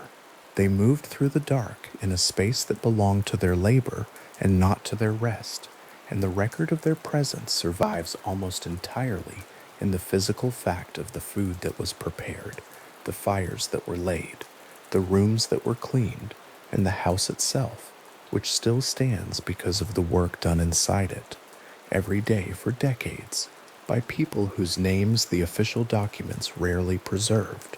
The domestic interior of the Myrtles in the 1820s was a place of continuous, organized human movement.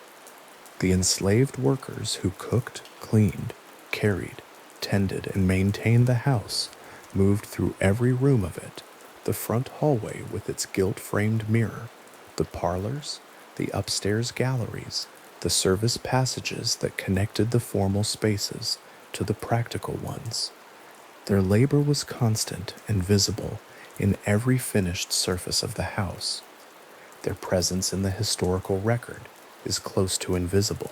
The ledgers and inventories and land records that survive from the Woodruff period at the Myrtles are detailed about property, about acreage, about architectural improvements, about the legal transactions that transferred the estate from one owner to the next.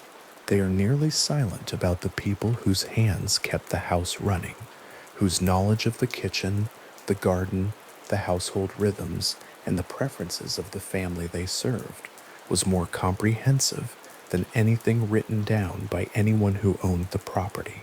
This is the ground the house stands on, not the legend, not the mirror, not the gilt frame and the reported handprints and the guests who have arrived across more than a century with questions the building has never precisely answered. The ground is this: a specific piece of Louisiana land 650 acres of bluff country in West Feliciana Parish, on which a house was built by human labor and maintained by human labor, and surrounded at every point in its early history by a human world that was partly documented and partly erased, and whose erasure is itself a kind of historical fact worth sitting with before anything else is said. The civil code that governed life in antebellum Louisiana was derived from French and Spanish colonial law, and it was comprehensive in what it denied. It denied enslaved people legal personhood. It denied them the standing to appear in court as parties to a case in their own right. It denied them the enforceable protection of any law against physical punishment administered by the people who owned them. The language of the code, printed in formal columns on aged paper in the legal publications of the period, was precise and bloodless, the kind of formal language that describes an absolute system of dispossession in sentences that give nothing away about what the system felt like to the people living inside it. West Feliciana Parish was a prosperous cotton-producing region, one of the wealthiest in the South, and the prosperity was inseparable from the conditions the code described and enforced. The Myrtles sat within that world as a matter of documented historical fact, not as an atmospheric detail. The house that visitors arrive at today, with its cast iron lacework gallery and its wide front rooms and its foyer mirror catching the afternoon light, is a house that was built and sustained within those legal conditions. The record does not allow the house and its history to be separated from each other. The specific vulnerability of enslaved domestic workers on plantations like the Myrtles has been documented by historians examining the social conditions of antebellum Louisiana. Physical proximity to the white household was one of the defining features of domestic service, unlike field work, which took place at a distance from the planter family's daily life. Domestic work required sustained, close daily contact with every member of the household. That proximity carried vulnerabilities that the law did not address, and that social custom actively enabled. The coercion of enslaved women by enslaving men was structurally built into the conditions of plantation domestic service, not as an aberration from the system, but as something the system produced and protected. Historians examining the social world of antebellum Louisiana have identified this documented reality as the context within which legends like the one circulated at the Myrtles developed their specific shape. The emotional logic of the Chloe story, the coercion, the punishment, the desperate attempt to restore standing within a household that held all power over the person trying to navigate it, reflects conditions that were real and documented, even if the specific figure of Chloe herself has not been located in any surviving plantation record. The legend carries the shape of the world that produced it. That is not nothing. It is in some ways more than the archival record carries, which is the names of owners, and the dimensions of additions, and the dollar values assigned to human beings in estate inventories. The story fills in what the documents leave out, and it does so in a way that reflects the documented social reality of plantation domestic life, with a specificity that purely invented stories rarely achieve. Whether a woman named Chloe existed and acted as the legend describes is a question the archive has not answered and may never answer. Whether the conditions the legend describes were real is not in question at all. They are documented. They are held in the legal histories and the court records and the plantation inventories of antebellum Louisiana, with the same careful, formal precision that the Civil Code used to define what an enslaved person was not permitted to be. The spiritual world that enslaved people in Louisiana carried with them was another kind of documentation, not written in official records, but preserved in practice and tradition and the adaptations that people make when they are brought by force into a new place and required to survive in it. The West and Central African religious traditions that came to Louisiana arrived with people from present-day Benin, Nigeria, Senegal, and the Congo Basin, people who brought with them detailed and coherent understandings of how the living and the dead related to each other, how the soul moved through the world after death, and what responsibilities the living held toward the dead in order to allow that movement to proceed without harm. Those understandings did not disappear in Louisiana. They adapted. They met French and Spanish Catholic practice, and they met the indigenous spiritual landscape of the region, and from that meeting came the syncretic folk spiritual culture that is documented in ethnographic and anthropological studies of Louisiana voodoo, hoodoo, and Creole religious practice, a culture with real historical roots, a coherent internal logic, and a documented presence in the social world of the antebellum South. Within that spiritual world, the dead required care.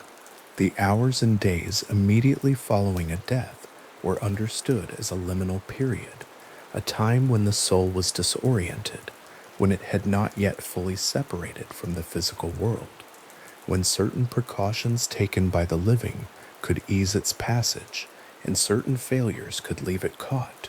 The covering of reflective surfaces was one of those precautions, the specific act of lifting a cloth and draping it over a mirror's face in the hours after a death, so that the soul could not catch its own reflection and become confused about which side of the threshold it now stood on. This practice was not exclusive to any single tradition. It appears in Jewish Shiva observance. It appears in Protestant mourning customs, documented across the American South. It appears in African American mourning traditions that blended West African spiritual logic with American folk practice over generations of adaptation in the specific social world of Plantation, Louisiana. The practice was widely enough distributed across the cultural landscape of 19th century Louisiana that the claim underlying the Myrtles mirror haunting, that the house mirrors were left uncovered after the Woodruff deaths, would have registered as a recognizable violation of expected mourning protocol to anyone living in that world, regardless of which specific tradition their understanding of it came from. The foyer mirror at the Myrtles hangs in the front hallway of a house in which deaths occurred. The deaths are documented. Their causes are documented, yellow fever, in the cases that have been most carefully examined by researchers looking at Louisiana archive holdings from the Woodruff period. The mirror is a real object, gilt-framed and large, hanging in the primary interior circulation space of a house that has been receiving visitors for more than a century, positioned so that it returns the image of anyone who enters before they have had time to look for it. Whether the mirrors in the house were or were not covered after any of the deaths that occurred there is not something the surviving record confirms or denies. The tradition that says they were not covered and that this failure produced the haunting the house is known for belongs to the oral history of the place, transmitted through guides and guests, and the accumulated weight of accounts submitted by people who arrived without knowing what to expect and left with something they described as unusual. The logic of that tradition is coherent within the cultural world that produced it. Leaving a mirror uncovered after a death was understood as a real failure with real consequences, not as superstition in the dismissive sense, but as the violation of a practice that existed precisely because the transition between life and death was understood as a delicate and consequential event requiring specific human attention. The people who developed and maintained those practices were working from a spiritual framework that took the relationship between the living and the dead seriously, that understood the dead as capable of persistence in the physical world, and that assigned the living a specific set of responsibilities for managing that persistence carefully. That framework does not require endorsement to be worth understanding.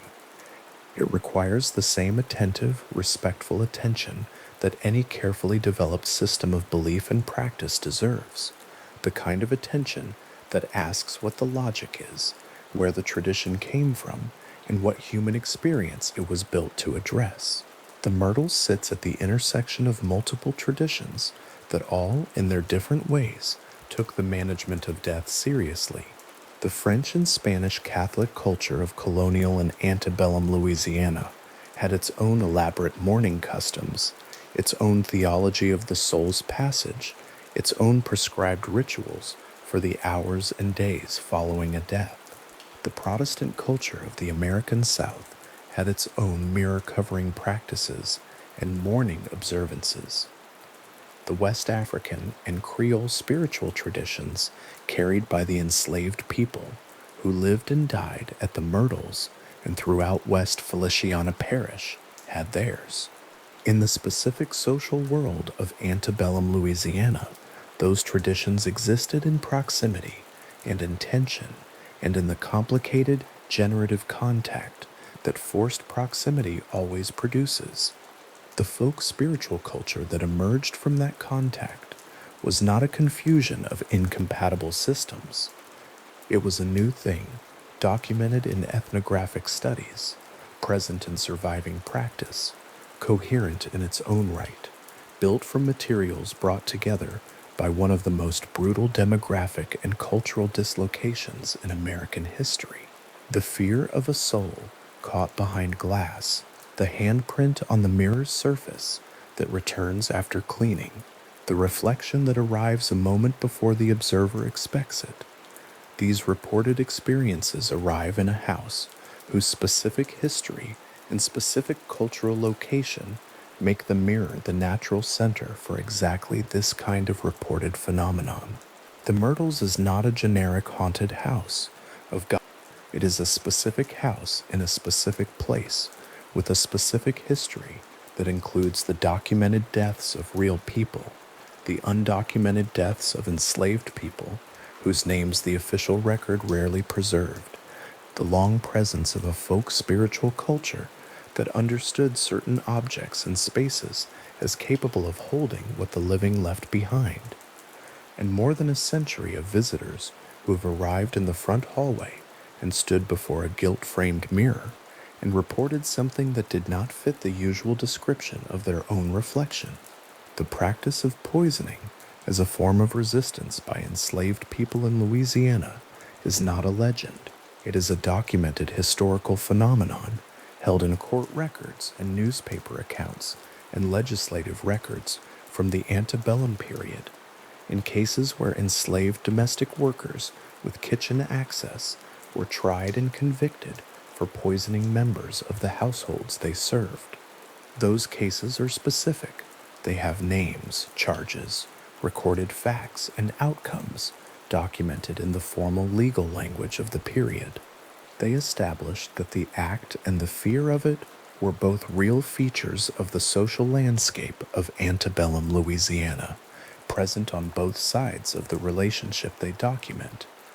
The Chloe legend's central act, the laced birthday cake, the oleander extract, the kitchen as the site of a desperate and miscalculated attempt to shift power in a relationship where power was absolute and entirely one-sided, draws its cultural plausibility from the fact that the act it describes was known to occur in the social world the legend inhabits.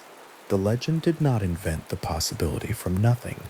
The possibility was already there, documented in courthouse records and newspaper columns, circulating as both a fear and a reality in the specific world of plantation Louisiana domestic life. This is what it means to say that the Chloe story carries the shape of the world that produced it. The shape is not accidental. The specific details of the legend, the domestic proximity, the coercion, the the punishment for a small act of self-preservation, the desperate attempt to regain standing within a household that held all power over the person attempting to navigate it. The kitchen as both the space of labor and the space of the only available form of agency. These details correspond to documented social realities of antebellum Louisiana plantation domestic life with a precision that makes the legend historically legible, even where it is not historically verifiable. The absence of a woman named Chloe from surviving plantation records is real, and it matters. The historical reality that the legend describes, however imperfectly, is also real, and it matters in a different way, and the two facts sit together in the record without resolving each other.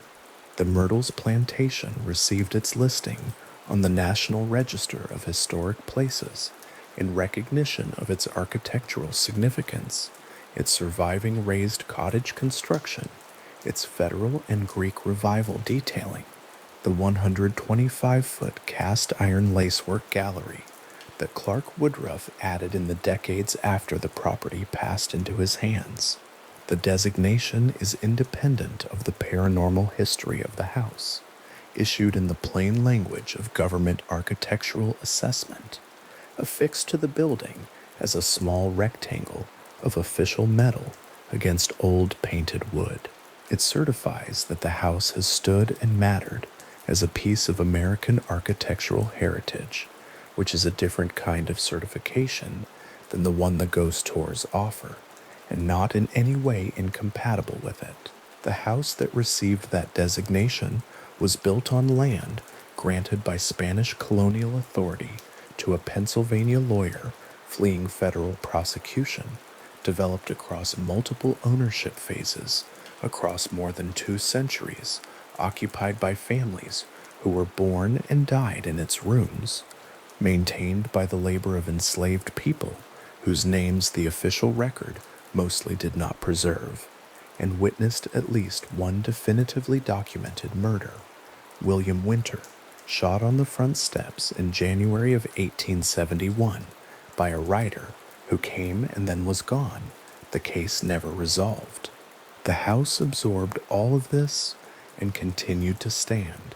It received subsequent owners after Winter's death, was operated as a bed and breakfast beginning in the 1980s, and has been receiving visitors who arrive with the Chloe legend and the foyer mirror and the question of what the glass might hold, arriving from different decades and different distances, submitting accounts that describe similar details in independent reports for long enough that the pattern of those accounts is itself now part of the documented record of the place.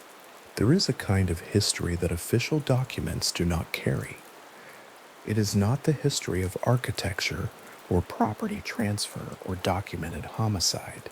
It is the history of what a place has meant to the people who moved through it, the enslaved people who built and maintained its rooms, the families who were born and died in them, the visitors who have arrived across more than a century and left with something they could not explain, and the guides who have stood in the front hallway and described the green turban and the foyer mirror and the birthday cake to thousands of people passing through a room where a woman named Chloe may or may not have once stood.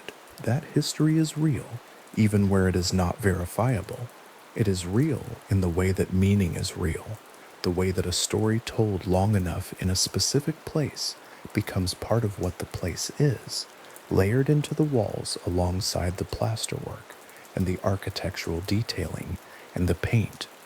The West African mourning practice of covering mirrors was an act of care. It was a recognition that the dead were real, that their passage was real, that the transition required specific human attention and specific human action, and that the failure to provide that attention carried consequences.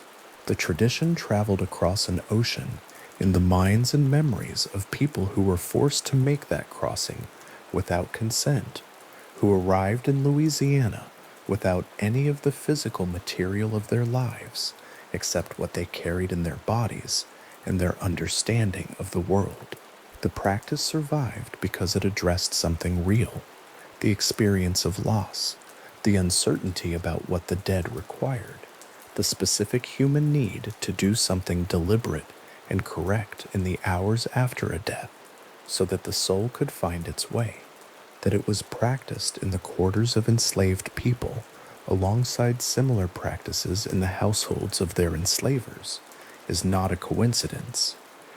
It is the convergent logic of different traditions addressing the same fundamental human experience, arriving at similar answers from different directions, in a place where those directions were forced into contact by history.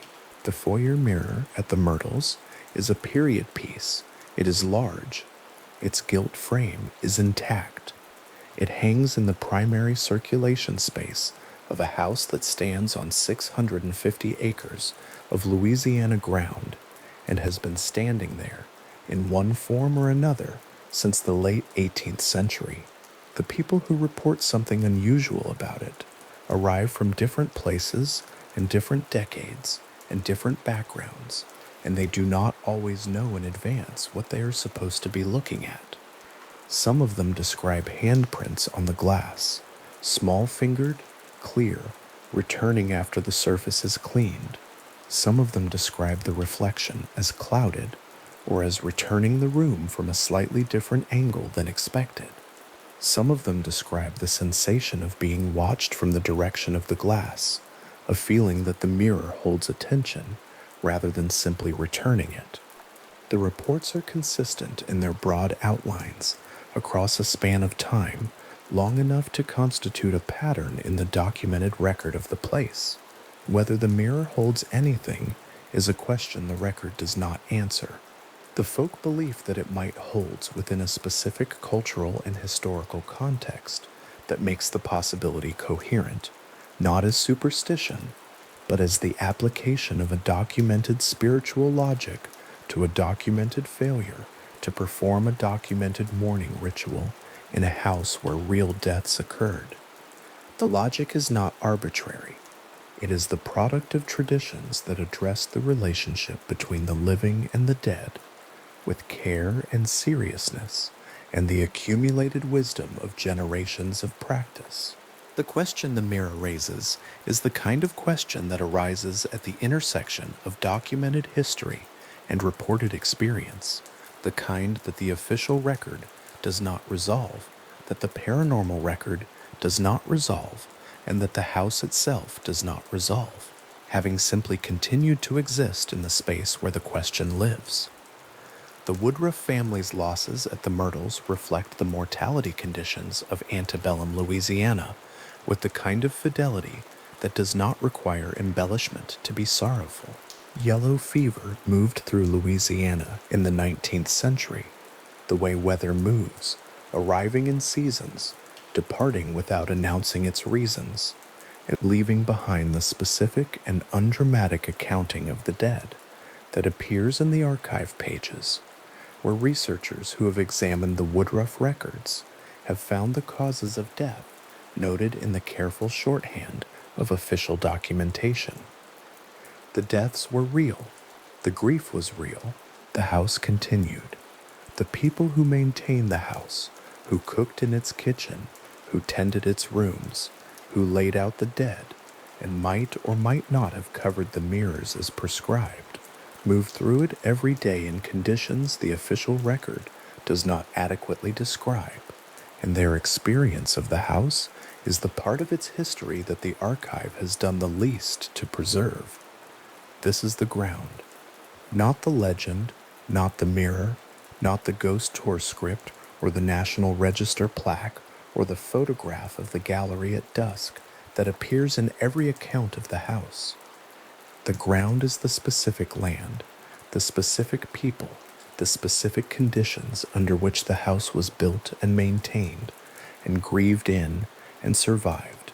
The ground is the 650 acres of West Feliciana Parish, bluff land, that David Bradford stood on in the mid-1790s, when none of the rest of it had happened yet, when the house was still a plan, The gallery still unbuilt, the mirror not yet hung, the legend not yet formed.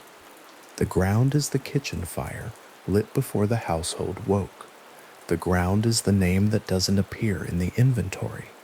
The ground is the morning practice that traveled across an ocean and was practiced in Louisiana by people who had not been asked whether they wanted to make the crossing, and who found in the practice a way of caring for the dead that the conditions of their lives had not taken from them.